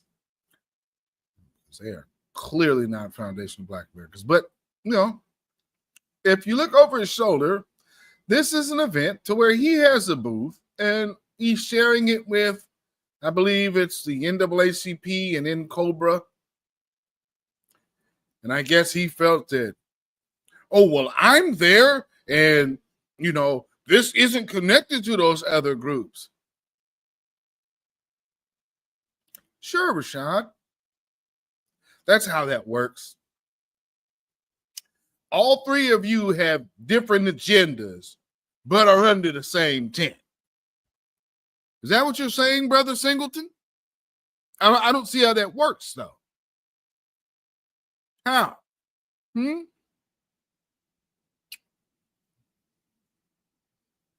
Yeah. Okay.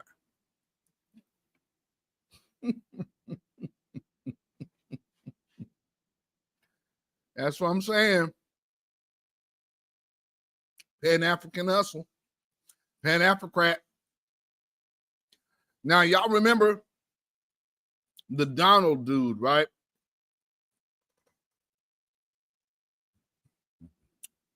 Hebrews and Negroes, the reason why Kyrie Irving got so much flack. That dude and him, like, they all part of the same crew.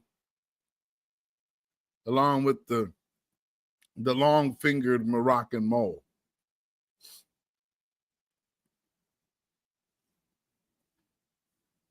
It's all the same crew. Puerto Rican pepper stepper.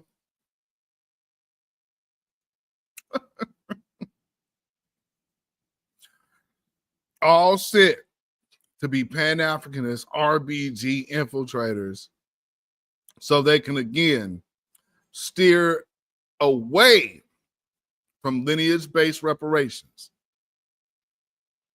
And they've been doing it. Dane Holloway, yeah, he another one. I don't even know how people listen to that dude.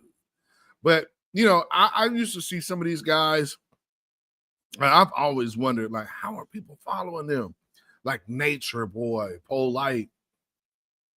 What's the other dude? Young Pharaoh. It's like, I would love to know, like, what was the draw that people's like, yeah, they got it. Really? A lot of y'all need street sense. And a lot of y'all need some older homies that can tell you what the look of that narcotic is. Because I know I now perceive quite a few of y'all have no real understanding of what that narcotic looked like.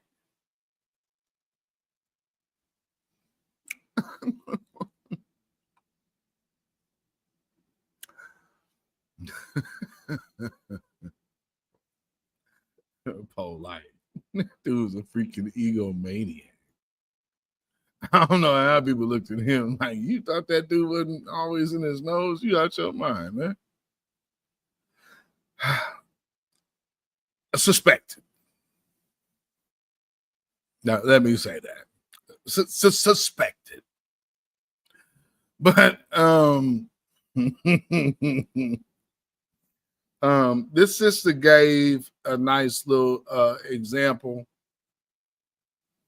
of how these tethers, these African folks that keep talking to us like we don't know our history and we don't know who we are here.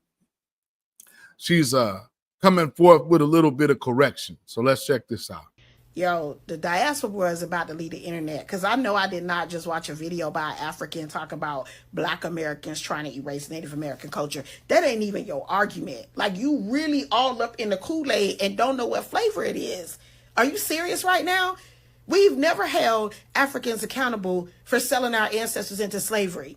Now you're going to try to tell us what our family tree is and isn't. Some of us are 100% descendants of Africans solely. That's it. No European, no Native American. No indigenous Black. Some of us are a mixture of indigenous Asians and indigenous Black people who all, mix together and this and that. Some of us are part African and part, indigenous Black. Black people who are already here. You get what I'm saying? Some of us, it's like, unless you know all 40 million Black people in America's family dynamic family tree, you as an African person, whether you are foreign or on this soil, you should not be talking. I'm telling you, that is not a bridge you want to cross. That is not a bridge you want to cross. Y'all keep crossing the line, you ain't going to be able to go back. They already talking about boycotting y'all. That should be a wake-up call, like, oh, maybe we need to stop talking shit. They are literally organizing right now, started August the 1st. And if y'all want to go there about our ancestors and we ain't never come for y'all, about the part that y'all played in our demise of our ancestors, like, y'all really like on one. Y'all, if you know it ain't you, okay, if it don't apply, let it fly. Please talk to your African brothers and sisters. Tell them to take the video down. Tell them to stop talking. Just don't go. If y'all want to argue about who accept their Africanness and who don't accept their Africanness, okay, that's cool. That's an argument we can have. But when you start touching that indigenous shit, bruh, that's sacred. That shit right there is sacred. It ain't gonna even be no conversation. We're not even finna go back and forth with y'all about whether we indigenous or not. We just not even gonna do it. Why? Because it's none of your fucking business. You were not here. You don't know the story. But that shit right, I'm telling y'all, that to me right there, gonna be the camel that break the straw. What is it? The straw that break the camel's back. That's gonna be it right there. To where you gonna create a situation where now Black Americans are just gonna cut everybody off. All Africans, nothing to do with y'all. Even if you ain't had nothing to do with it, y'all stop. Please stop. Y'all taking this shit way too fucking far. And y'all are not paying attention to the lasting damage that you're doing. So all this work that us Pan Africans have been doing, trying to bring people together, trying to, stay positive and hold each other accountable, but not be disrespectful. Y'all doing this type of shit. These are the conversations we having now. Like, this is shit y'all on. Like, y'all, it's like, that's evil. Do you know how evil that shit is? We know why the Native Americans do it, because they don't want to give up the land, because they know they sold us out. And they know they also enslaved us, so they don't want to admit that we were the originals that was here. We was a part of all of that. We First Nation too. They don't want to admit all of that. We already know that. There's documents on it. It's all type of shit. A lot of shit coming out. Cool. We know what their issue is, but you as a person of African descent, this ain't got shit to do with you. This ain't got nothing to do with you. You first generation, you foreign born and an immigrant. Come on. This ain't got nothing to do with you. That's not your argument. Like, bruh, that is, I'm telling y'all, that's dangerous. That shit is real dangerous. And I have to agree with my sister right there. And again, a lot of people tried to be Pan-African at one period of time. We all, especially around the 90s, it was all that. It was all love. I had an African medallion from the swap meet. We all had that. That makes sense. And Shabaka, shut your bitch ass up. All of that fake, you mixing that. Shut up. idiot. My hair is jet black, you stupid ass. And anybody, what white man you heard sound like me, nigga? Huh? You really think a white man sound like me? I can't stand these dudes. And these dudes be hiding behind these profiles. Just a bunch of Pan-African cowards. Shabaka, that's probably a white man anyway. So, here's a white man with a tan. We don't do colorism around here. If you had any understanding about our ethnogenesis here amongst Black America, you would know that, we come in all shapes, sizes, and colors. Because just like I went through before, when you have Freedman, Cherokee, and Freedman Creek, and then, of course, with the Louisiana Purchase, you have a lot of French Creoles intermixed with natives, which is what I hail from, Cherokee Creole. We part of that French side. Still Black slaves in America that help enhance America's stance in the world by gaining one of the biggest slave plantations in America that was in Arkansas. And then got it on and popping with this guy because this guy was so rich that he could go to South Carolina and buy out a whole plantation and transport all of them slaves back to Arkansas.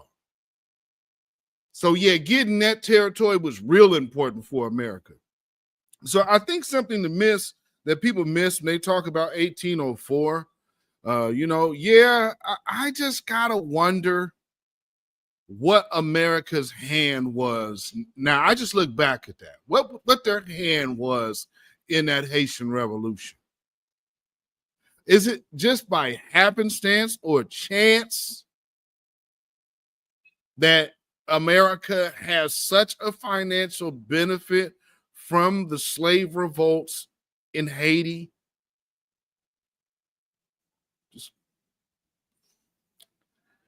We Black Americans, we know these folks, y'all.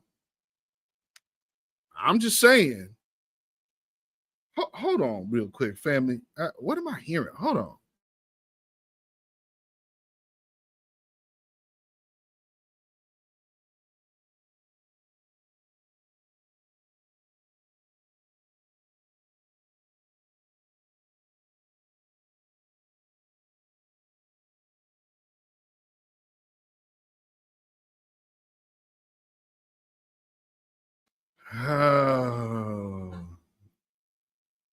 Got some randoms outside. Obviously, there was a domestic dispute around my neighborhood, and so somebody's outside with police. Figure out what the hell am I hearing? Because that's unusual. All right. Well, you guys did your business. Anyway, Church of Black Power said, my dad is one shade darker than white because his mother is Creole. Bro, it's not uncommon. I mean, it's extremely common, especially those of us out here out west. Majority of our tie comes from Texas, Arkansas, and Louisiana, Mississippi. So all of that Delta region, that's why we out here. So, that weird thing. Shabaka, you guys are so gay. And no offense to anybody that's gay. But you realize that this is not that man's platform, right? This is the independent Black voice. I'm not Tariq Nasheed. I'm Beatzilla, if you didn't get by the claims. So I don't know why you're talking about another man when you are here with the words coming out of my own mouth. I don't know. I don't speak Tariq's words. I speak my own, coming from my own perspective and my own position, which I've held for quite some time. Sorry, you're new to all of this, but you're not saying anything here. We have well long known who we are. And it's just a fortunate timing thing that all of us are able to come together and spread this together because we are all in agreement. See, that's how community works. We are here, we are there, but the code is everywhere. And that's something you just can't understand with your loser bitch ass, Shabaka. That's why you're sitting up here hiding behind your little, I'm gonna make my comment. Let me bring up this man who's not here because his penis is always in my face. No, Diddy. But this is what's wrong with you guys. You guys are a bunch of wussies. I don't understand. He's making all of that money. Look at you. You must be. We over here ending white supremacy. And let me do even more so. I'm the one that shot the white man. I don't know where y'all at in that Pan-African bullshit with all you little bitches wearing skirts and shit, talking about that some kind of cultural shit. I had it. Anyway, what you say? I'm more cool than a cool. I'm more than a what? I'm more man than a coon will ever be. You got it popping from Tariq backside. You and him took the bag. Tariq pimping your booty. So is that why TMZ hit me?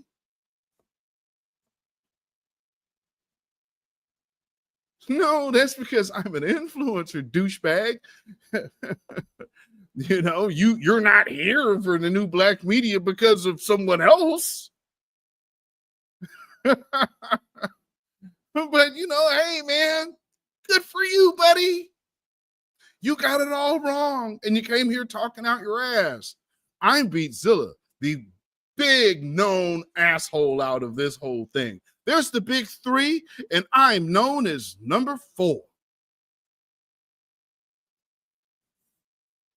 Don't get it twisted on my numbers of my influence. That's why the white folks will tell you I'm an influencer. That's why these think tanks and Democrats follow me.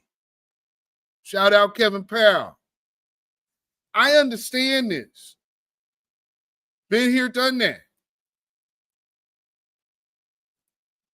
What you talking about? Well, these people come over here with that nonsense. Yeah, you guys, you just, all you can do is talk about a man who ain't here. You don't have shit else. You guys are dead in the water. That is done. You got, how much can you talk about Tariq? Go do that amongst yourselves. Good guy, good join, man. He ain't here. I don't speak for him. I speak for Beatzilla. And I'll tell you what it is over here. And, you know, matter of fact, hey, Shabaka, maybe you need to place a phone call to your family members because, you know, over here, like that woman that was calling war, guess what happened to her? Somebody found out and said, hey, here's her boss. You can go ahead and call her. Matter of fact, she might not even be legal. You can call ICE on her. So remember when you guys start coming out here talking crazy, we belong here.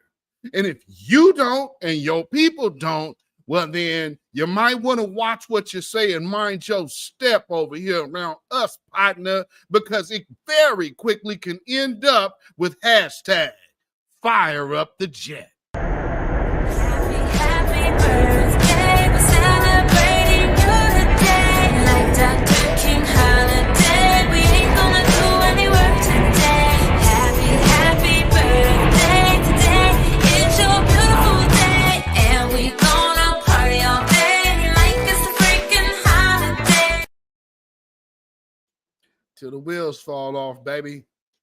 Yes, indeed. And see, even more so, Shabaka, here's y'all real problem. And people like Shabaka and the other ones like him, I'm imagining Shabaka probably Don Solomon with a fake profile with all caps. Some are doing this. This is most likely Don Solomon.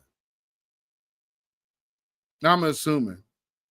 Pan-Africans don't know nothing about a new black media. Y'all foundation of black American assholes.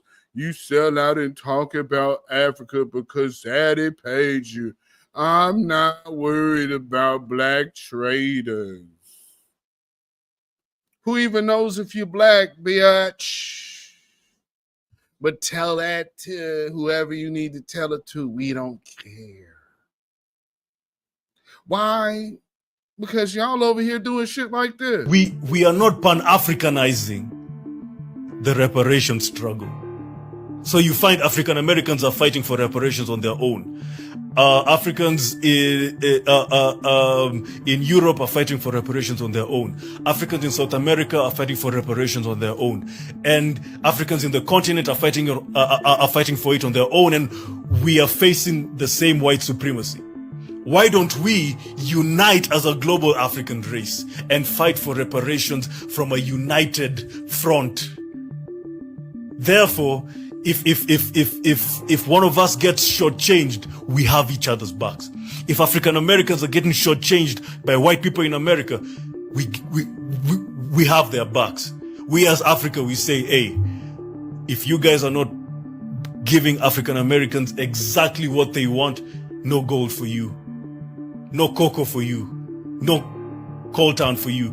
That's the brotherly love that I need us to have as a global African race. We are stronger together. We are more, and we will get far together if we fight for reparations from a Pan-African standpoint. We need to be united in this. That's how the reparation struggle can be very powerful, and that's how we will intensify the struggle, and that's how we will get exactly what we are owed. Funny thing about that is we got the reparations conversation popping on our own with about less than 20 of our voices and the rest of the black grassroots. What do we need from you?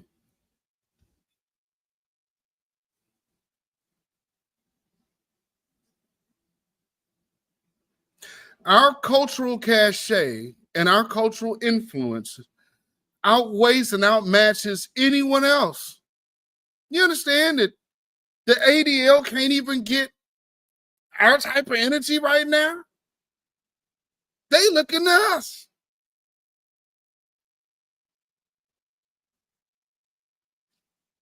What you talking about? What are you talking about? Antithesis with the super chat.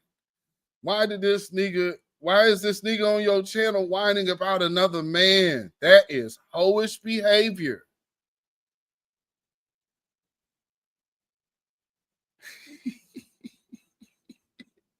It is so freaking crazy, ain't it, bro?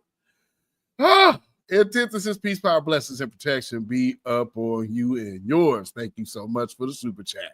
I appreciate you.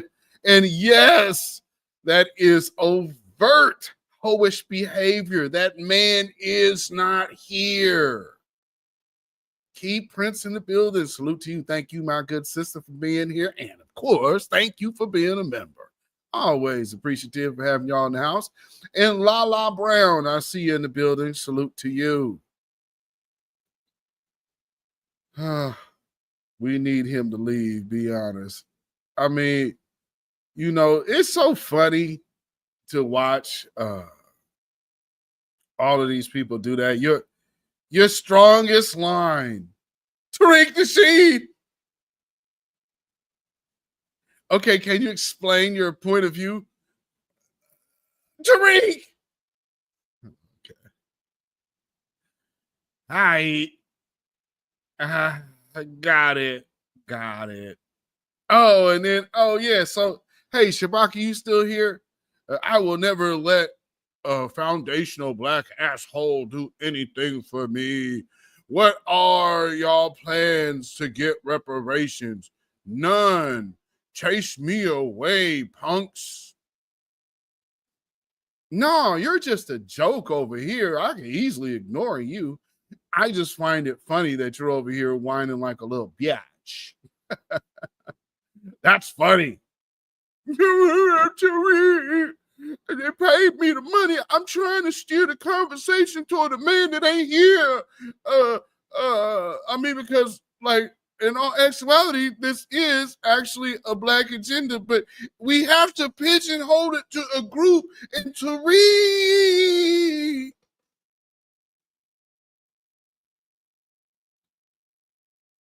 Y'all go to sleep. To read FBA reparations. Share your reparations. Yeah.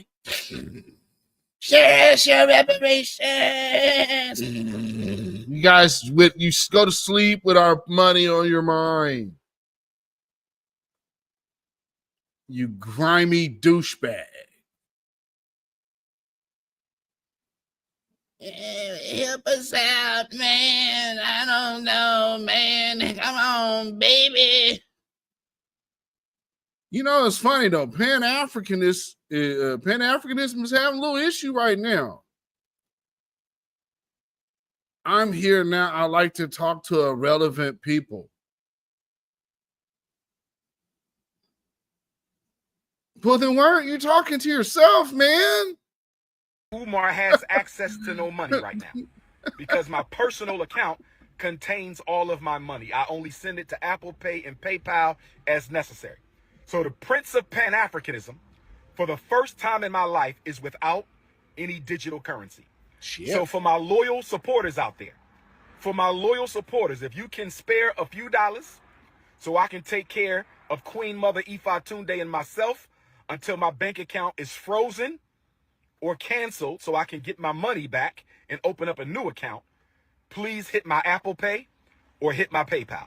My personal PayPal account is Umar the Psychologist at yahoo.com. So that's paypal.me/Umar the Psychologist, paypal.me/Umar the Psychologist, paypal.me/UMARTHEPSYCHO.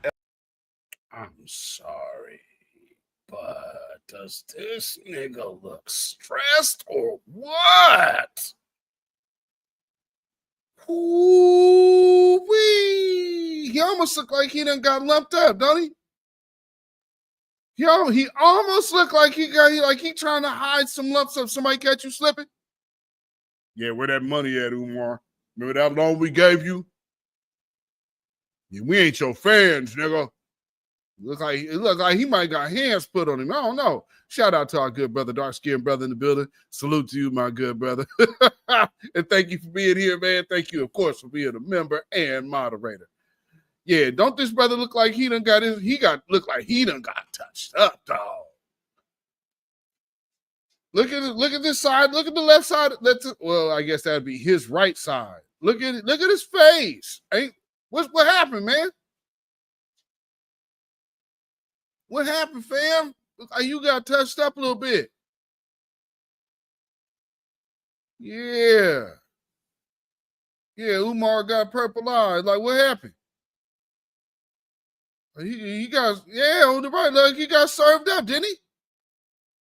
LOGIST, paypal.me/Umar the Psychologist, or hit my Apple Pay using my cell number, 215-989-9858. 215-989-9858. I've never asked the people for $1. I have never asked the people for $1 in my life. I have never asked the people for $1 in my life. But these niggas took my shit and socked me up, fam, until I can get the rest of their bread up. So, man, until then, I ain't got no money, y'all. It's okay if y'all can send donations to the PayPal, you know, because I ran it up on these dudes and I got to get these guys money, man. So, I ain't got no digital shit right now, man, because they got it. You know, baby, come on, help a player out. You know what I'm saying, baby? Look here, man. You know, I just need a little loan, you dig? I mean, nothing major. You see, if y'all could just a little bit that y'all can spare, if you understand what I'm saying. You know, I got this little situation over here, so I'm just trying to take care of me and the lady, you know what I mean? So if you could just float your brother a little loan. Ooh, this looks terrible. I've only asked you to donate to the FDMG Academy for Boys. I don't have any sons. I have 2 daughters. So the FDMG campaign is a selfless project, mission, and service. Nigga, did this brother just bring up his children? You mean the same kids that you was just over there beefing with publicly? That you kind of been deadbeat daddy with on that type of stuff? Like, what? Okay. I'm not judging. To provide our boys with the education that they deserve. But right now, I don't have any money because my account was frozen by my bank because someone has been trying to hack into my account, hack into FDMG Academy account. So the FDMG Academy account is frozen. My personal account is also frozen. That means we're going to lapse on our utility bills. We're going to... Okay. Now you're lying, Umar. Now you're lying. For those of us who have career bankers, what did you just say, Umar? Hold on, bro. Any bankers? Any bankers in this chat? Y'all hear this? But right now, I don't have any money because my account was frozen by my bank because someone has been trying to hack into my account, hack into FDMG Academy account. So the FDMG Academy account is frozen. My personal account is also frozen. That means we're going to lapse on our utility bills. We're going to lapse on our internet bill. We're going to lapse on a lot of our bills at FDMG. The bank is not giving me a timeline as to when this situation is going to be resolved.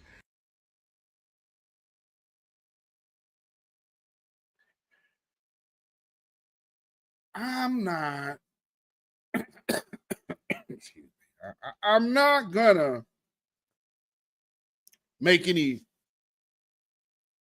accusation here, but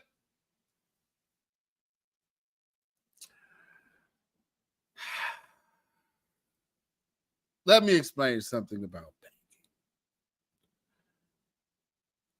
Your account will not be frozen because somebody's trying to hack your account. They could cut off your card and restrict access to solely you. And then you have to go into the bank. But see, there's also a thing that's called bill pay, to where you can have your bank digitally print up a check and send it to your utility. You're not bouncing anything. You don't even have to be in the position to bounce it. And not only that, there is no such thing as somebody trying to hack into your account. There's either fraud on your account or there is not. So for you to get up here in front of everybody and say that, well, they've hacked or trying to hack into my account, and so the bank froze everything, so I don't have any access to my money, and all my bills are gonna bounce because my bank froze my accounts. That is not how it works. That is a bold-faced lie, Umar. So what fraudulent activity is happening on your account that they froze you out of?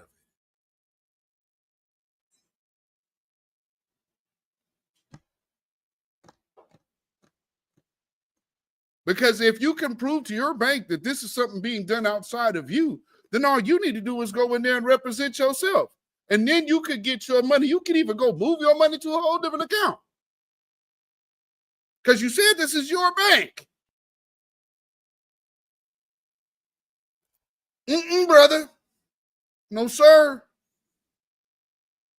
No, sir. If there was any transactions out there, they could stop those. They could freeze all of those. But that doesn't freeze you out of your account.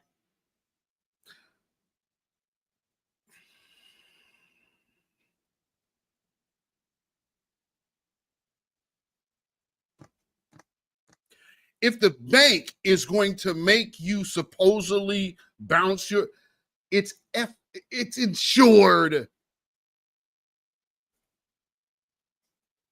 Nah, man. Nah, brother. Nah, fam. You you got something cooking that ain't right.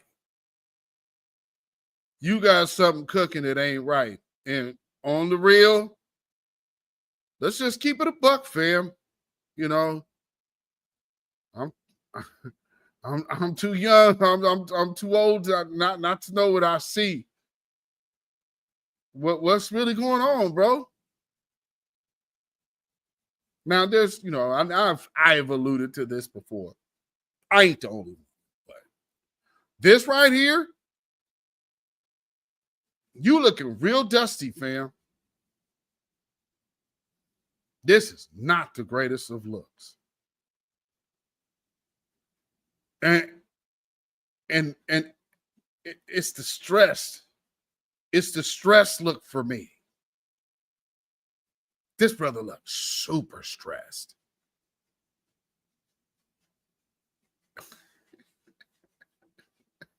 They might go. He's past garnishment. See, that's a whole nother thing. Okay, so this is what I'm saying, fam. You don't get frozen out of your account unless you're the subject of the fraud. Y'all dig what I'm saying? You're the fraud if your bank is freezing you out. And they're trying to intermix and trying to now exclude you as being the culprit of this alleged attempted fraud. But again, why would you be implicated in fraud to your own account? So that, again, and now I do know reasons why you would, but it ain't the shit he's saying. I said, any of y'all ever been career bankers? Like, what did you just hear that bullshit he just tried to tell the world? You tell anybody within their right mind that's ever worked in the office, like beyond being a teller, they gonna hear that and be like, okay, y'all can believe that if you want to. Don't let me throw a monkey wrench in this hustle. But one thing I can tell you for certain, that bullshit ain't true. Oh, buddy.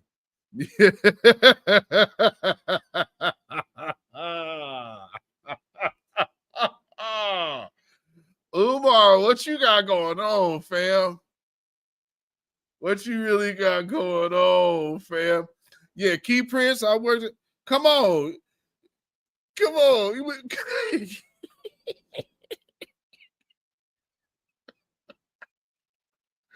Everybody out here ain't bank illiterate, Umar. You can't pass that shit off on everybody, bro. You really gonna come up? Yeah, I'm gonna get my money because they froze my account. What were you doing? Froze your account because somebody tried to hack it. What?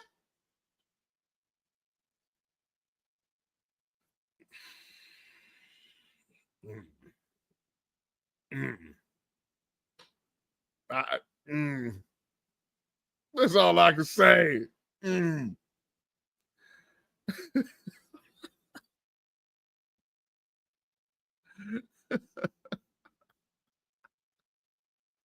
What's so fun about, like, man, come on.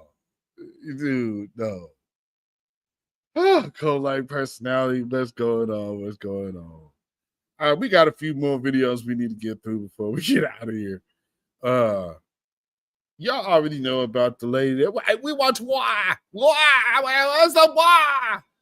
Okay, so hey, Shaba Ranks, Shabaka, whatever the hell your name is, if you still in here, you know, Shaba, Mr. Ugly Man, Mr. Ugly Man, Shaba.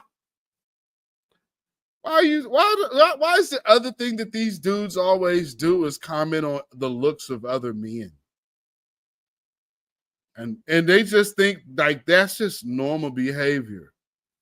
I guess, you know, hating on the foundational Black American movement really gave incels something to do. You know what? I can't get no woman. So what I'll do is, let me start making content about hating on Tariq Nasheed.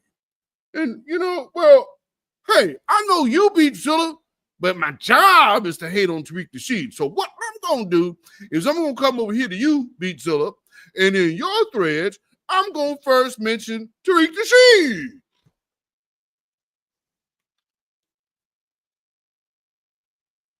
So FBI is a movement based off the internet, and I haven't seen this group because I wasn't on the internet or in any space where Black empowerment was going on at the time. But now that now that I am aware that there's this anti-African movement, man, I care so much about Africa and Africans that I just felt compelled to come out and everybody I see that has FBA in their bio, I'm going to let them know a piece of my Pan-Africanist mind. You know what's wrong with you? Tariq Nasheed. Tariq Nasheed is what's wrong with you. And it's what's wrong with everybody else. Everybody else on the internet. It's Tariq Nasheed. Like Don Solomon. Have you guys seen this dude? He is flaming out. Every other post is about Tariq. Don't never forgive Tariq for telling people to vote for Donald Trump. He didn't. Well, he said, don't vote for Kamala because she's not Black. She's not. Tariq Nasheed. These guys are freaking losing it, man. It's amazing to watch. And then, Stephen Johnson, he supposed to be an attorney or something. He said something dumb about FBA. I asked him a question, and then all of these people only can do the name calling and, FBA's this and hate group and occult and ADOS and this and that and the Freedmen and the Pretendians and all these other groups. They're just groups because groups are groups, and when groups group, they group. All right. So what's the problem with the Black American lineage who is foundational to this country celebrating itself? We're a group of people whom the world knows we have never had opportunity to heal. So why is it a problem for us to take that time just to communally heal? What do we hear about Black America? We don't get along. We hate each other. We kill each other. Well, then why is it a problem if we want to stop killing each other and start loving each other? And by the way, how about them reparations? Oh, I get it. That's the problem. You want some of our money.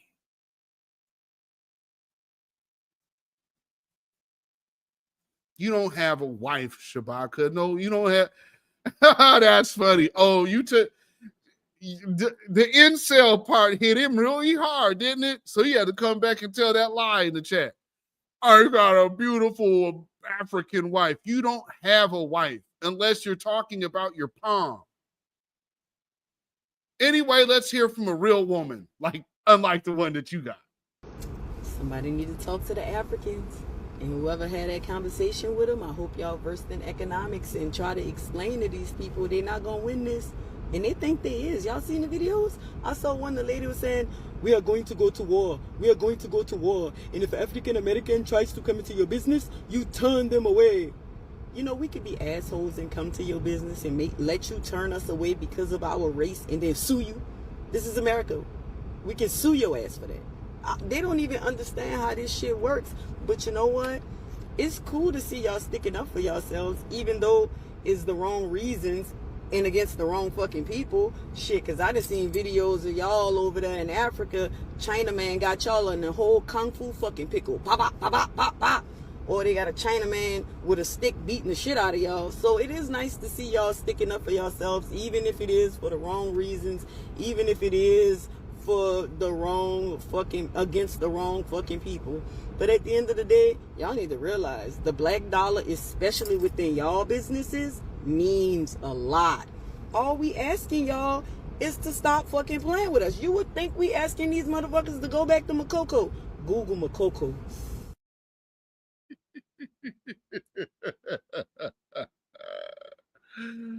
For real though.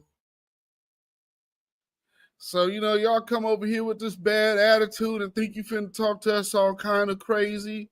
Hell to the no. And then y'all like lying too. Y'all like that lying real bad. Let me lie on Black America because, all of this story. Oh, hey, and Shabaka, which I assume also is Don Solomon. Because, been on your top here lately and you came in with leading with Tariq. So I'm assuming this is Don Solomon. Y'all know that guy, the forever Tariq hater on X. He spends all his time. FBA is that. So you can see by what he's typing in here. Same energy, if not the same person. Which again, I got an African wife. Here she is. I'm telling you, that incel one, but that hit him in the heart, didn't it? He had to come back real quick with the lie. I got an African wife. No, you don't. You got an African blow-up dog. But then again, I don't think I don't think you were probably in those conditions where that could even be sustained.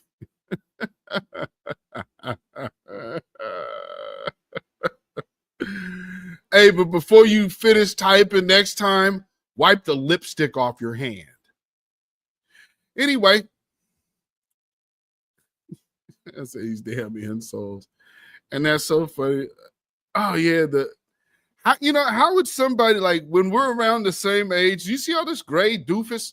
Who's daddy? I got grown children. I'm a daddy. That sounds so corny. FBA is pimping Tariq and I don't know. I'm obsessed with this guy. Jeez. Hey man, you should just go like on his page or something or go to X and just, oh, that's right. You've been doing that. And you're not getting any response because no one cares. It is great watching you flame out because this is amazing. And you deserve it because you're such a loser. Then you're such a godforsaken douchebag that this is the best that you have to offer anybody out of life. There's a field somewhere waiting on you.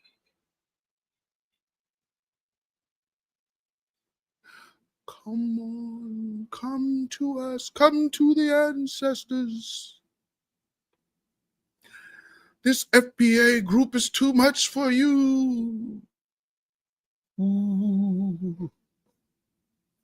Get some of this spiritual Joel off.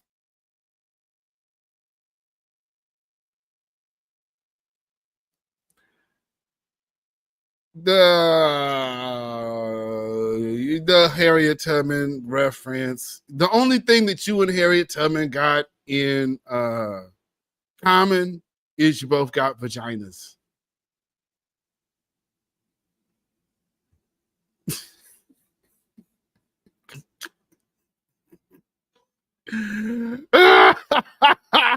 Oh, by the way, let me respond to this video you posted. In just 90 days, 300,000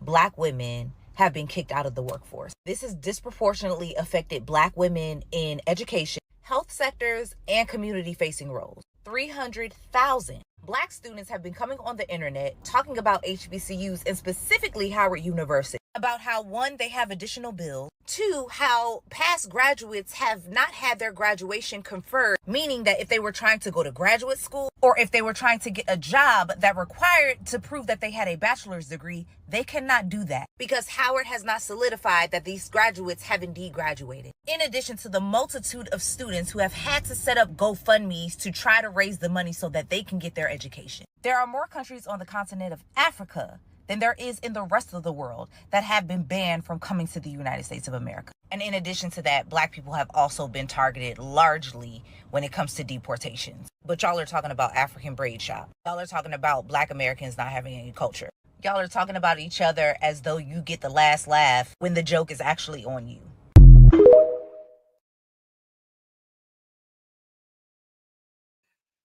This is the sleight of hand that they try.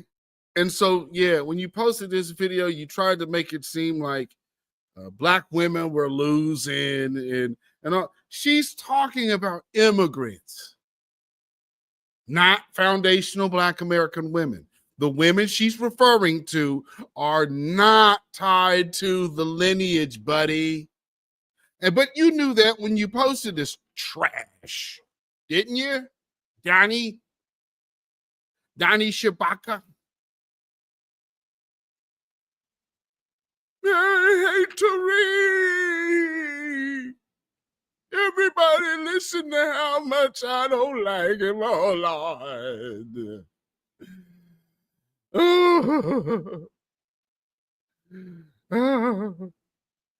Let me go light some more candles in front of my shrine of Roland Martin and Jesse Jackson. Oh, too raw, too real, come save me.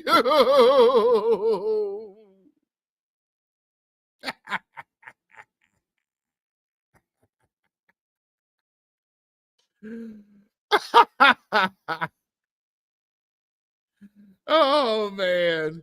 Oh, Lord. Poor guy. He's flaming out, man. He's flaming out bad. That's what's, and I would put the link in the chat, but I know his ass ain't coming up. I've offered this douchebag often back when I was doing spaces, just like he doing right now. Sit up here in your comment section for hours and they say, okay, well, come on and bring it to the stage. Oh, I'm at work. I ain't got no time for that. I can't be doing it. I can't take the time now. Coward. Let me come on here. Let me get you. What a sad life, fella. And again, you guys are climbing up the wrong tree. You're beefing with the wrong people. And your arms are too damn short. You don't want to go to war with black Americans. Right now, we're smelling ourselves and we're feeling good. And we like the way it feels. And we're ready to take on any battle that you bring us. So be careful who you are. If you're a friend, be a friend. If you call yourself American Indian and you're a native, okay, we're not going to fight with you. We get all that stuff and that paperwork settled out somewhere else because we know who we are. We are Americans. We are the original people who have been here thousands of years before anybody came to this land. And we even finding it now impossible for the so-called numbers of people who were brought here on those ships to be accurate. So you don't want to fight with black people right around now. We smelling ourselves and we smelling pretty good. So please back up, sit down, take your petition. We'll hear you later. Oh, I guess we got to blame Tariq, huh? Because that man that is clearly of a seasoned age, oh, he just woke up yesterday and just started listening to Tariq Nasheed. Well, I tell you, all of that FBA stuff, all that xenophobia, oh man, it's all on the internet. I don't understand why black people be listening to them. Because we're not a bunch of Uncle Ruckuses. Like you cowards. Pan-Africanism is dead. You understand me? I'm not looking to get with nobody that ain't looking to get with us in the positive way. And these folks have not. They come around us talking like this jerk. But it's funny. Roland Martin, with all of the pseudoscience, all of this, boy, you had to eat this one, though, didn't you, brother? Through what happened today and how significant this is to Mario. Well, good to see you, Roland. This is very significant because for the first time in 46 years, Black Creeks, also known as Creek Freedmen, will now have their citizenship rights restored to the Muskogee Creek Nation. This will impact tens of thousands of Black Creeks throughout the nation who will not only receive their birthright and their citizenship rights, but also have opportunities to have tangible benefits, life-sustaining and altering benefits like free health care, child care, education benefits, etc. And there's one other thing. Hey, so is there any of that coming or being extended to foundational Black Americans from any African nation? You know, in the talk of Pan Africanism. Come on, Pan AfriCrat. Is that what Kamala Harris was going to do, Shiraka? Was Kamala Harris going to come through on that? Was she going to do something for Black folk? Because you'll never forgive FBA for not voting for Kamala Harris because, this Trump, he just so bad, but he ain't bad to us because he ain't did nothing to us. And everybody keep trying to miss. Blacks are being targeted. No, we are not. And quite frankly, for the first time in the last 4 years, we're actually being left the hell alone. That whole time under Joe Biden, we got the illegals and we got all of this whole agenda of lying ass Fat Joe and down low Busta Rhymes over here spending all of their time trying to rewrite our history, along with that fake black curry queen Kamala Harris over here fronting talking about black hip hop culture is American culture. No, it's Black American culture. So you had this so-called black woman being put in a position to represent us so she could promptly take the black out of our creations. And then what the hell do you think that was also the purpose of having gospel music events held at the White House? They was trying to move in on that too. Yeah.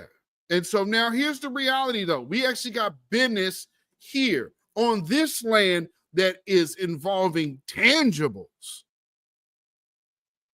I ain't hearing no Africans talking about this. Well, I know one reason is because Africans you Pan-Africans consistently keep repeating that we don't have any tie to the natives. We're not natives, right? But now this is... Summit, Oklahoma is one of the traditional black towns of Oklahoma, and reasons there's so many black towns, including the great Greenwood, of the home of Black Wall Street, was because of the black Indians that had already been here, they had already been free, they already had land, they already had power, and they already had a freedom mind state. So it goes full circle. Here's the thing, a lot of people don't realize, we were here when Columbus got here. There were black creeks here when the European came here. We were here when Columbus got here. There were black creeks here when the European came here. We're well realized. We were here when Columbus got here. There were black creeks here when the European came here. We're well documented going back to the 1500s. And so don't try to erase our contribution. Don't try to erase what we've done. Don't try to erase our heroes and sheroes within the nation. Let's move forward as one people and let's talk about how we heal. And obviously healing includes some type of reparatory justice. And it doesn't include Pan-Africanism, because nothing in us healing here about the restorative justice to us here has anything to do with Africa.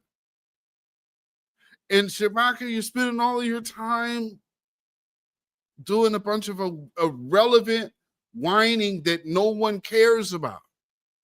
That's why your attention and your engagement is going down and dropping off. Pretty soon you're going to be like the damn monkey. No one's listening. No one's paying attention. My shadow ban is real. There's hands-off movements everywhere. And now you have to sit up here and look at foundational Black Americans tie once again. And this is on Roland Martin. Roland Martin was the quietest he's ever been. You didn't hear him interject at all because he couldn't. Because the truth is, we're indigenous to this land. We're absolutely 100% indigenous to this country called the United States of America. So, in closing, Chewy, take it from an African. Don't take it from me. No, I know this video gonna be controversial and some people are not gonna like what I'm about to say. But I'm gonna say it anyway, I don't care. Please do. Black Americans are right to be mad. Uh-oh. They are. You see, us immigrants, not all of us, but a lot of us, seem to forget, or maybe they just don't know. But if you have been living in this country long enough, you should know that. The reason why we're here, the reason why we are allowed to be here, is because of the work Black Americans did. Because of the sacrifices they did. Because all the fights they had to fight in order for us, for them, because they didn't do it for us, they did it for themselves, and it's right. But today we are enjoying the fruit of their labor. And we should not forget that. I'm an immigrant. And yes, in my community, or in an immigrant community, and nobody can say otherwise, is a lot of disrespect for African American. It's a lot of it. I have heard it.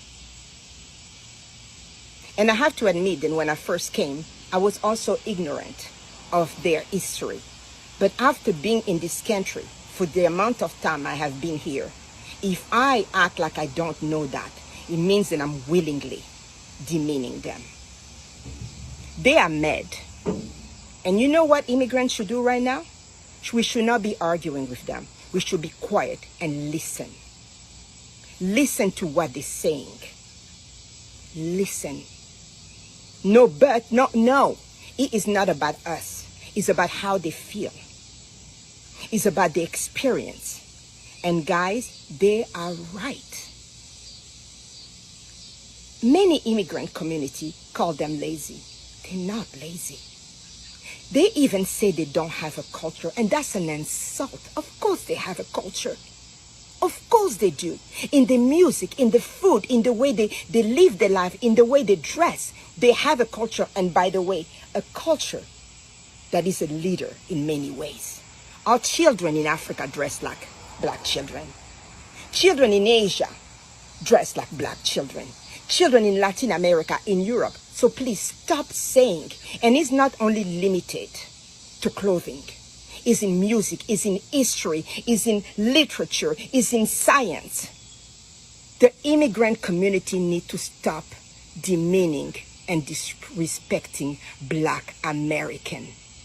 They are mad, and they have all the right to be mad. Now, if my immigrant community or my African community want to come after me for what I say, that is on you. I don't care. Because the truth is the truth. And we need to admit where we're coming short. You're going to come to people's house and you want to look down at them? You want to disrespect them? Yes, not all Africans. Yes, not all Latino. Yes, not all blah, blah, blah. All Asian, blah, blah, blah. But enough. Shabaka. I noticed that you got quiet when she started talking.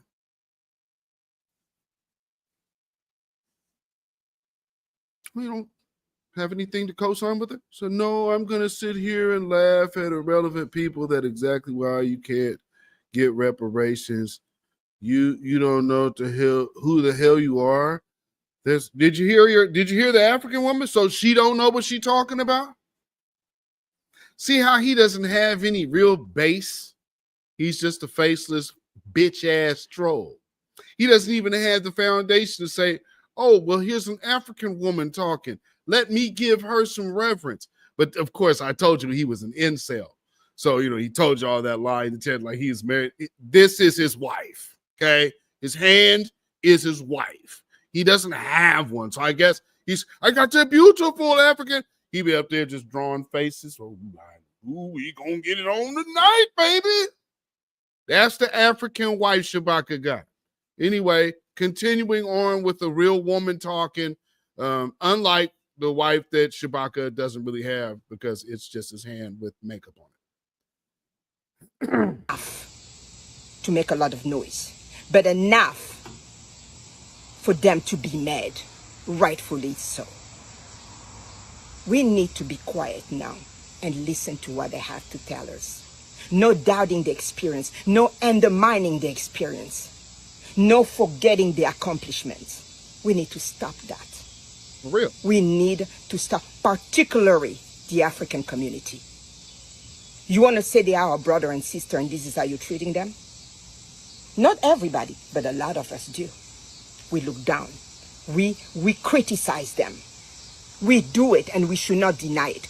As a community, we do it and we need to stop. Unity would be great. We all want unity, but unity without respect is impossible. Unity without recognizing the accomplishments of part of the group is impossible.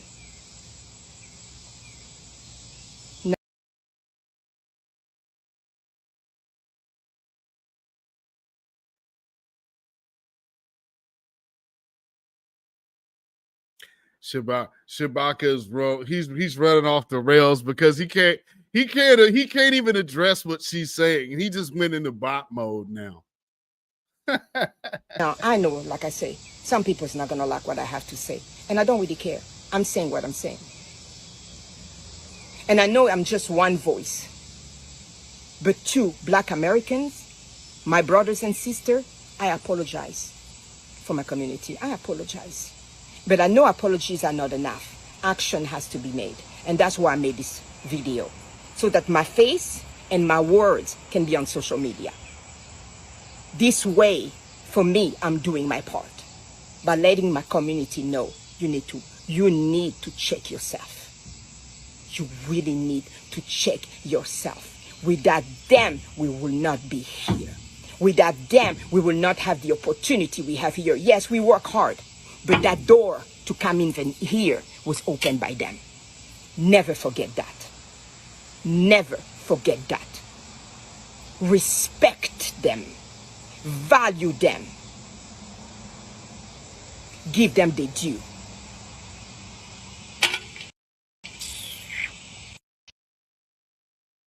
That's real talk. Real talk. And see, the thing about our culture is we have a vast culture. And again, we haven't ever had the time to heal. But we have a lot of people coming around us with old cliche talking points, using old stereotypes of us. And, you know, one person that really does that, that's supposed to be foundational Black American, is Boyce Watkins. Boyce Watkins often does that, doesn't he? I don't know what that's about. But one of the things that he often does is make some stupid old reference to where, like, y'all remember when people used to always say that we're influenced by rappers and we see the rappers do this, so this is why Black America wants to do this, just because they see it on TV, or there's the guys hanging out on the corner and all of that old garbage that's not really even relevant in 2025. I found this to be a little pompous. The hood doesn't need more rappers, it needs more landlords. Then perhaps advocating for reparations versus advocating to connect with the people to whom are trying to stop our reparations, should be considered, boys. But you know, the hood doesn't need more rappers. Here's the flip side of that rapping thing. The hood needing more rappers is actually more entrepreneurs and more Black entrepreneurs feeding everybody else connected to them. So there is business in being a rapper, actually, because that finances. If there was no importance for being a rapper, then that wouldn't be one of the biggest art forms in America, boys. So it makes a lot of money. The point and the key is focusing on the business. And do you know that plenty of rappers are landlords? But we don't highlight like if you wanted to talk about somebody, talk about like Cameron or Mace or Snoop or Game or any of these other rappers who have invested in actual other businesses that are moving businesses. Jeezy, there are all type of rappers that have invested into all type of things. I've never heard this about basketball players, though. Basketball players can have their money, but a rapper, that's a see, for boys, that's low-hanging fruit. I'll go after a rapper. You're still just going after another black man who's making money for his community. Because rap doesn't mean negative. But however, he's giving you rap in a negative connotation. Funny how he actually had Willie D in his wedding. This guy contradicts himself every step he goes. Here's a financial guru that supposedly cares for his community. Here's his price list.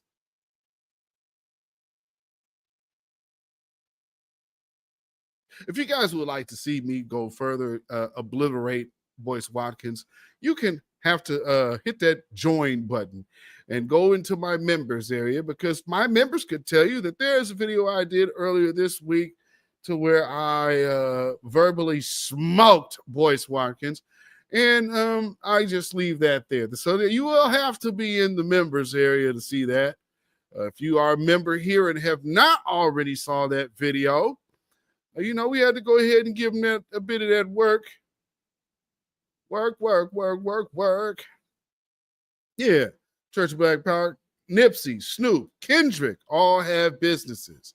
Yeah, I mean, these are just a few that we can name off the top of our heads. We don't need another rapper. Oh, so people don't work at their businesses that have nothing to do with the industry of music? This guy's serious? I mean, at this point, like, please stop lumping Boyce in with us. Like, Boyce is on his own. That's some other shit, okay? Like, Boyce Watkins does not represent the black grassroots. He represents himself. And right now, it looks like he's representing his wife's agenda. That's why you don't hear any real militant talk on his channel anymore. I'll never forget. They had something, this is back when I was still moderating for Queen Ahmadiyya Shakur. And the funny thing about that is his wife told her that she kind of needs to tone it down talking against white supremacy. So this is Boyce Watkins for you, everybody. That's who that guy is. So, and so he always brings up the white man. You want the white man's crumbs. Ain't nobody kissing the white man's ass, boys. That is a weak, cowardly cop-out. But I expect that from a guy like that.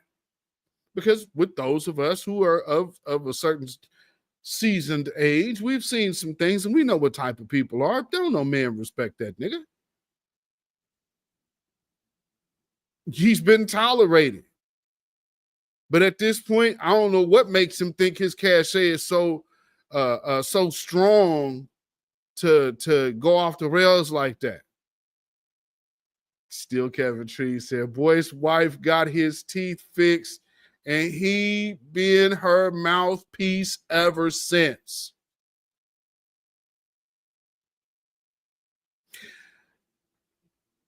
I guess I'm gonna end on this. We gonna, because I had some more, but I guess I might have to we'll have to do a shorter video later. Because I'm gonna just wrap right here on this dude. He has a problem with strong males. Namely, he has a problem. I'm sure now I can see there is some kind of low-key envy with this guy about men that are savvy with women. If y'all follow what I'm saying.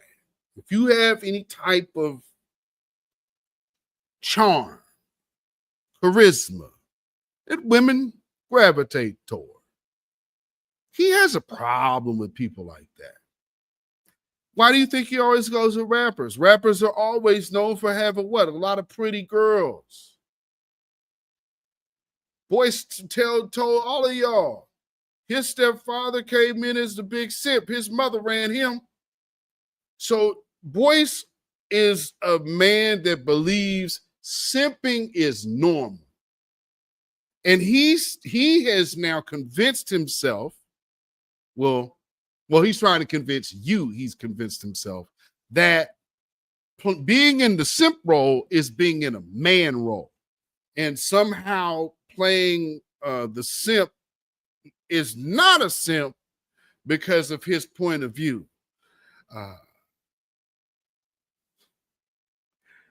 That's just the line of a con man and a liar. But in all actuality, the man's psyche doesn't work that way. So let me inform you guys, boys don't believe that shit. And it plays out in the things he does. Because the reality of it is, and I'm sure Boyce, because he doesn't think he needs to acknowledge what I say, which is fine.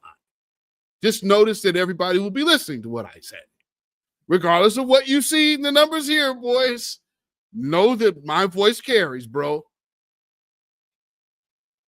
And you're done with us.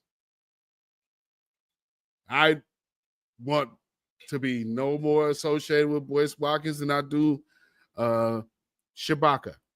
You guys know? Like, because this type of dude who will sit up there, have Claude Anderson on his stage, and he'll speak at the reparations rally for Foundational Black Americans put on by Tariq Nasheed, and then he'll get in a space and start talking shit against Foundational Black Americans, and then start misrepresenting the agenda of Foundational Black Americans. And then on top of that, go to the one group to give his spiel that has been the most notorious group that people call things a hate group. Those very same people, that's where he went. That is overtly fraudulent. Absolutely overtly fraudulent. On top of that, like I said, you know, everybody looks at that picture, his wedding picture with him and his wife and Willie D. And now all of a sudden, we don't need another rapper. Your wife sure looked more comfortable with that guy. And that's just a picture, but they say a picture is worth 1,000 words. Here's even some more words that came out of your own spouse's mouth. You were not what she wanted. You came around later. You were the last train out the station. But because of your affinity for being a simp, you were the perfect candidate and the perfect vehicle to be used. And now we hear nothing but a boule agenda coming out of Boyce. And this is something that, because Boyce, you already know that I'm connected to people that you were literally with.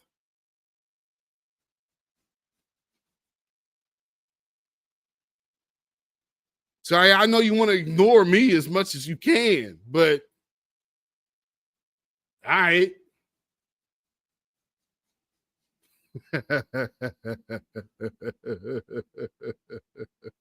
Oh, you guys are going to call me a simp. You are. Own it. You a simp, ain't no game in you. Ain't no women beating down your door to get with you.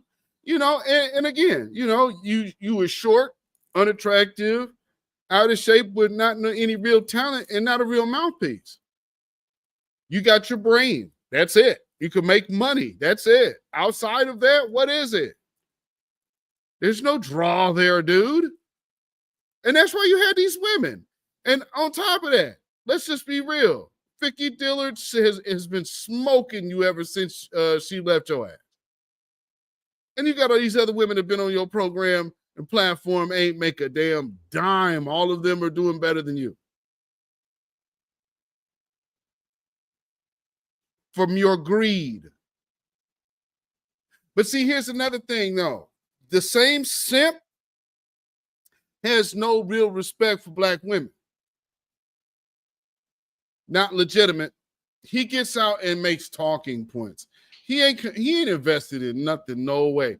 Matter of fact, let me just be clear. Let me know, anybody ever in the chat ever see Boyce have a personal kind of interaction with anyone? Ever?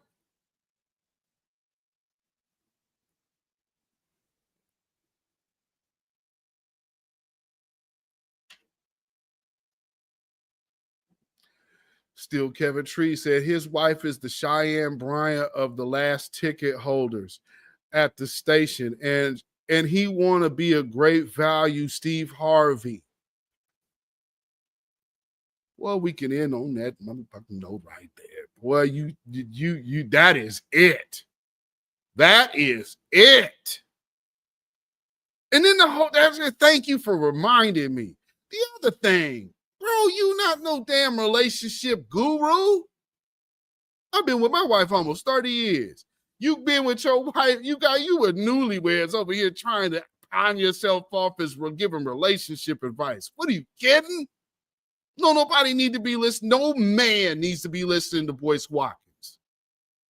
He is not the man that you need to be looking to advance yourself in nowhere unless you're just looking to get over on people and to promote yourself. Look at the other attention shit he get. Don't nobody listen to this nigga. And his booty ass financial advice. He has zero testimonials of anybody coming out saying, yeah, I was winning here. Now, what I will say is if Boyce play this shit for his wife, she gonna tell him he need to say something. Because at the end of the day, you know how much of a simp that nigga really is. And we cornered the market on that one. Where can he go from there? Yeah, being a stepdad, you act like, because what else did he say? Something about you got to be a real man. Like a real man is a stepfather or some stupid shit like that. Bruh. Nah, fam. As a man, you say this ain't good for me and this ain't good for you because you're supposed to be a leader. That dude is, he's a natural born simp. And there's plenty out here. You know, for all intents and purposes. I'm naming names this year, baby. So Conscious Outlaw, that's another good simp for you guys. Hey, ladies, if you halfway attractive, you can string that idiot along. He'll do whatever you need. He's stupid enough. Again, it's the short man syndrome. The short man with no teeth syndrome. It's something in that.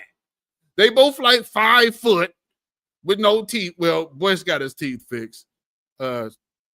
Toothless Outlaw, he's still, you know, hey, babies, ladies, y'all want to invest in that man? Go get him some veneers. Go get Conscious Outlaw teeth done.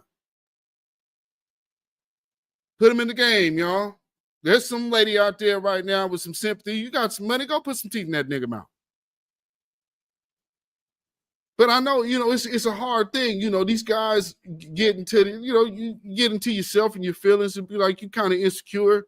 I'm a little dude. Women ain't really into me. I'm not really attractive. My mouth is a wreck. I got to do something. So, you know, I'll give it to Boyce. Boyce was proud enough to show his raggedy mouth, though. And he was up there making money, hand over fist. Now, nobody even thought nothing of it either. You over here taking financial advice from a dude with no teeth in his mouth.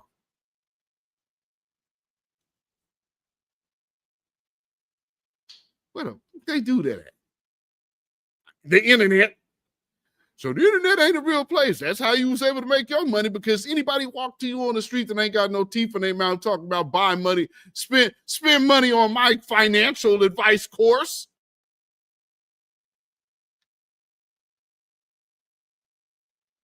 You didn't want to get your mouth fixed before you came out here? I mean, come on now. I'm just saying.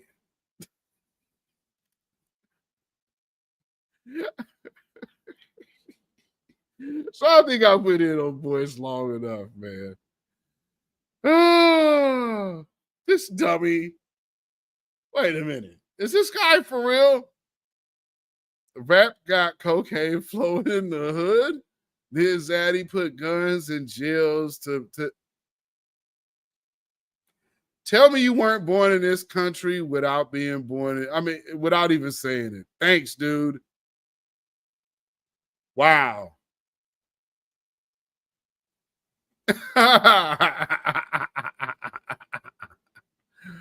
Rap was what moved cocaine, huh? You ever seen the show Snowfall? What the hell are you talking about?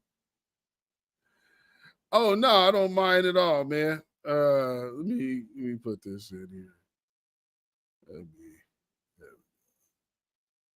No. Come on up, bro.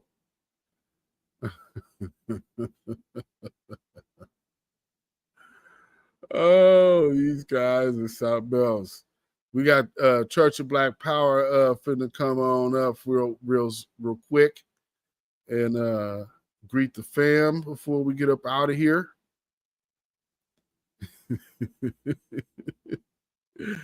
I'll tell you, boy, these people tell on themselves, don't they? Shabaka has hit rock bottom and it continues to dig deeper. He's spiraling, man. He's spiraling out of control. I can read the accent through the caps.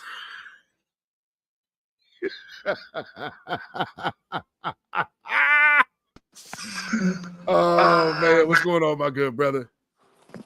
Much love to you, family. Can you hear me? Yeah, sir. Let me get you on this. Let me get you up here. There you go. What's going on, good brother? I appreciate you for having me up. You've been flaming this whole damn broadcast, family. Much love to you. Like I said, we're going to have to start getting each other aprons because we be cooking for real up in these pieces. For real. I'm going to say this real short and real sweet. For those who don't know, like I said, I was going to save this for my broadcast, but I have a disdain for Boyce Watkins because as a black man trying to build something in 2016 after Hillary lost her election and everybody started crying and I took all their ruffled feathers and made a goose coat out of it. I came up with a concept and Boyce Watkins know about it because I emailed it to him, not just him, but our good brother, Dr. Claude Anderson. Now, Dr. Claude Anderson never responded, which is understandable. You know, you don't know who some people are, you know. Right. Boyce Watkins never responded. So what I ended up doing was making a video. And I tagged him in the video and I explained my idea to everybody in the video who watched the video and said, we need the Dr. Boyce Watkins, the economics. We need, you know, the Dr. Claude Andersons, this, that, and the third. Right. What ended up happening was this man, instead of contacting me back, this man stole my idea, went on to do a video, and word for word, basically, stole bars as if, like, bar for bar. You dig what I'm saying, family? So when I talk about Dr. Boyce Watkins, family, and I wanted to do this on your broadcast, family, because you have a direct tie to him. So guess what? I know he's going to be watching this broadcast. You might not remember me, Boyce, or you might now because I didn't already explained the situation. But guess what? You are now on the outs. Everybody know you for the scam artist that you are, for the thief that you are. I'm not even going to mention the homegirl that used to work with you. You know what you did to many people. And guess what? You're getting that ABK as well. Let's be very clear about that. And if anybody have any reservations of whether I'm telling the truth or not, please make sure you join me on my broadcast tomorrow because I'm dropping receipts. This is one of the reasons why I wanted to wait and to talk about this August 1st boycott because of people such as Boyce Watkins. So I hope you're there, Boyce. I want you to see it for yourself so I can show the world who the hell you really are. Thank you for having me up, my brother. Yes, sir. As always, a pleasure. Thank you, mother. Thank you, brother. Black first, man. Black first, my brother. Church of Black Power, y'all. Church of Black Power. Man, y'all make sure y'all tune in tomorrow. Tune in tomorrow to our good brother. Cause hey, man, it's time, man. We've tolerated this as much as we can. And at this point, it's time for the men to say something. Because yeah, boys, your hustle is kind of you picking the wrong time to play away games, pimp. And this last little move was not it. And the fact of what he just said, I know for a fact I can't. There is nothing that I have in my mind that makes me doubt what that brother just said. Not a damn word. Everything Church of Black Power just said, it resonates with me. That's par for the course. And after he drops his video, do you know how many of them sisters gonna start coming out, dropping them receipts on you, man? You should have kept your ass on the porch, boys. But guess you thought your clout was bigger than that. It ain't. Antithesis with the super chat. You on fire tonight. Thank you, man. I appreciate it. Thank you for the super chat. Peace, power, blessings, and protection be up on you and yours. Yeah, I'm one of them people. I really, really, really, really do not like going at other Black folks publicly. But if this cat gonna keep running out, throwing Black folks under the bus, then fuck it. And that's just the long and short of it. We not doing that. And I can't sit by and watch Black folks, especially when you do stuff like what you're doing, all of the people that aren't on mics and all of the people that ain't on cameras, that also affects them, bitch ass nigga. So the fact that you come out here saying you care about your people, no the hell you don't. Because you wouldn't put other people in harm's way with that garbage ass old 1980 stereotype that you keep trying to throw on our community. That's some sucker shit. And I have no respect for that. As a man, we could always speak. And I guess you know that there's an easy way to facilitate that conversation if you want. I know your ego won't allow it.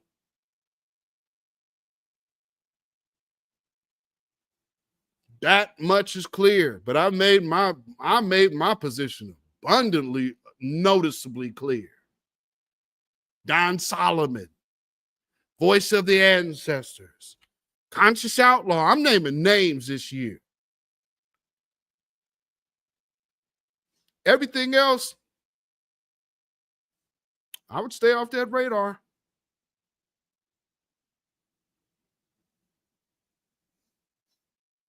So I automatically assume that there's one particular person that understands, don't mention me again.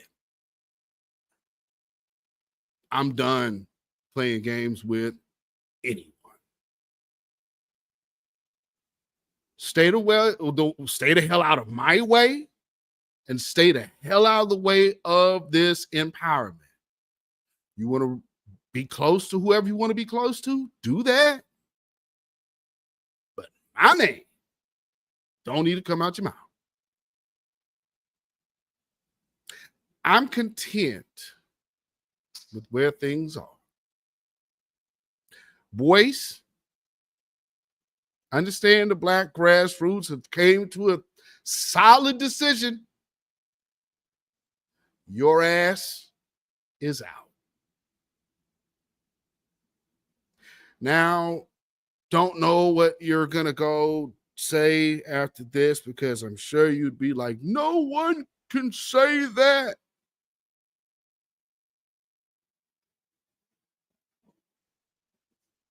put me to the test. Just like that. Babylon is falling. Babylon is falling. Let it fall. And let us rise. Can you dig it? Yes, indeed. Y'all understand. Yeah, exit stage left. Boyce, you buster. And I guess, Boyce, you thought that you was going to be able to hang around till Tariq finally got tired of your bitch ass? What on earth makes you think that he was finna go after you? Hell no. And quite frankly, that ain't his job. Hello, sir. Let me remind you. My name is Beatzilla. And I'm known as the asshole around here. Why? Because I don't give a fuck. But I love my people more than any dollar amount that anyone can offer me. Come to the men, and the man that you know can say no. We could lose for the right cause. And we wear that on our jacket proudly. You're a hustler and a con artist. And to me, you ain't shit. I stand on that. But there might be somebody out there who disagrees and feels that, well, we need to examine the negative things in our community, and we need to do this and we need to do that. Boyce Watkins, the negative thing in our community is to get down to the nitty-gritty of who was putting us in this predicament to start with. We are sitting up here in a government that ran all of these things at Black America. Every time we got a chance to come up, they came through to destroy it. And the one thing that you seem to be focused on is Black folks fighting Black folks. Black folks fighting Black folks is the fruit off that tree from the seed of white supremacy. And your bitch ass always wants to negate the fact that that tree was planted by white supremacy and only make Black people the culprit of America's problems. Yeah. If you agree with Boyce, I speak for myself. beatzillapdx official. The independent Black voice. Those of you in the chat, the comments, the replay gang, the Black grassroots, and us real, true voices of new Black media. I know I'm safe to say I speak for all parties involved when we proudly dedicate this song to you. Get up off of that cocaine and get up off of that crack. Get yourself together and get your mind back. And I would be remiss if I forgot to send you on with your own personal supply, Boyce Watkins, of Sambo sauce. Sambo, Sambo, Sambo. Yes, indeed, family. Y'all can follow me on Facebook, Instagram, and Twitter at beatzillapdx. You can email me at ourrealtruth@gmail.com. And if you feel so inclined to put some money in the bucket and support this channel by way of donation, you can at CashApp, $beatzillapdx. And we also have PayPal, which is Zilla Muzak. That is ZILLA MUZAK at PayPal. And for those who don't know, I am the original. Shout out to Mozzie. I heard that new shit, brother. That's real yank it. So, we are going to get on up out of here. I hope y'all understood what we were talking about with the Pan AfriCrat Hustle. These people were dependent on the Democrats' benign neglect policy against us. There's a whole lot of scumbags that need to be addressed right now. And so I hope I did my part and my piece just to show y'all these people ain't really rocking with us like that. But there are people of the African nation that are very well aware, and they will show gratitude. So shout out and salute to the African woman that and all the other content people out there that are making videos saying, hey, no, these foundational Black Americans, they got every right to be pissed off. So salute to them. Because again, we aren't hateful. We just have, see, this again, for us to delineate means that we have to first choose loving ourselves. And so as a communal unit, we actually have chosen to do so. And never forget, it isn't global Black unity that these people were terrified of. Just us. Because everything comes together when the righteous rule. Family. Always, never forget the reason why they hate us. It's a cultural divide. I'm going to get it on the floor. 40 acres in the mule. This is bigger than the music. Hashtag hands off our reparations. You have no rights here. We're not under the empire.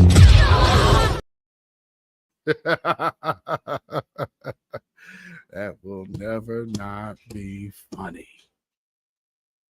Man, we've had a good evening, a good talk this Saturday afternoon to the evening. I appreciate each and every one of y'all for tuning in. Thank y'all for allowing me to chat with y'all this afternoon. And I hope that you guys have a blessed, prosperous rest of the weekend and good start to the week.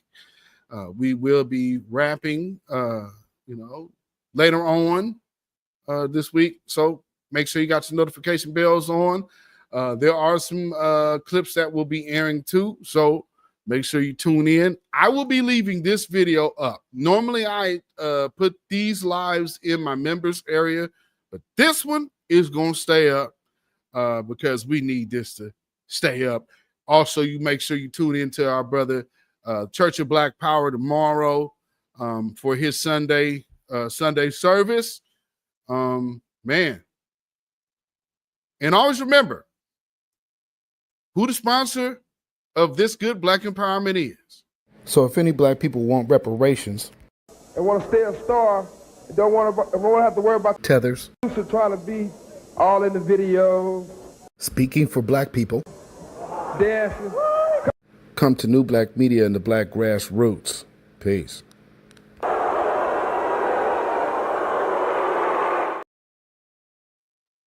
Yes, indeed, family. Y'all keep your 3 smooth stones ready and your slingshot nearby.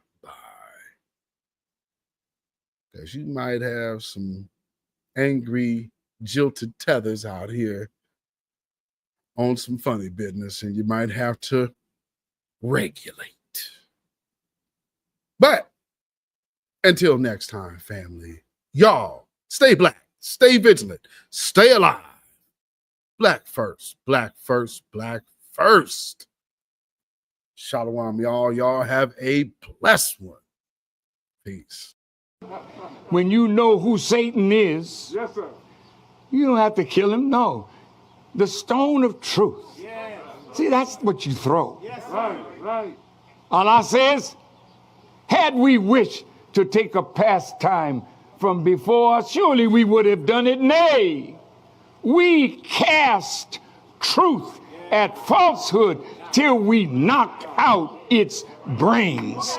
Every one of you that knows the truth, stand up and tell it. from the mountaintop. Black people can't take it no more.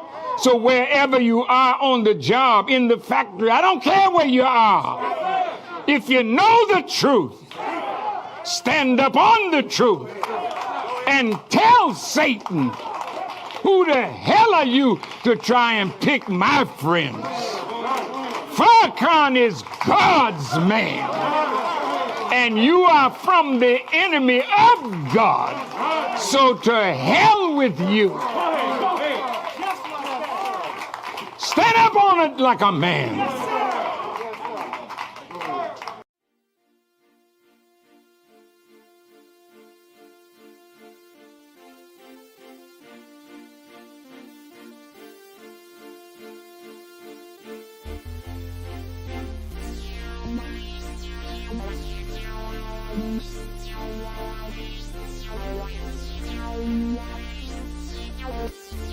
Yeah.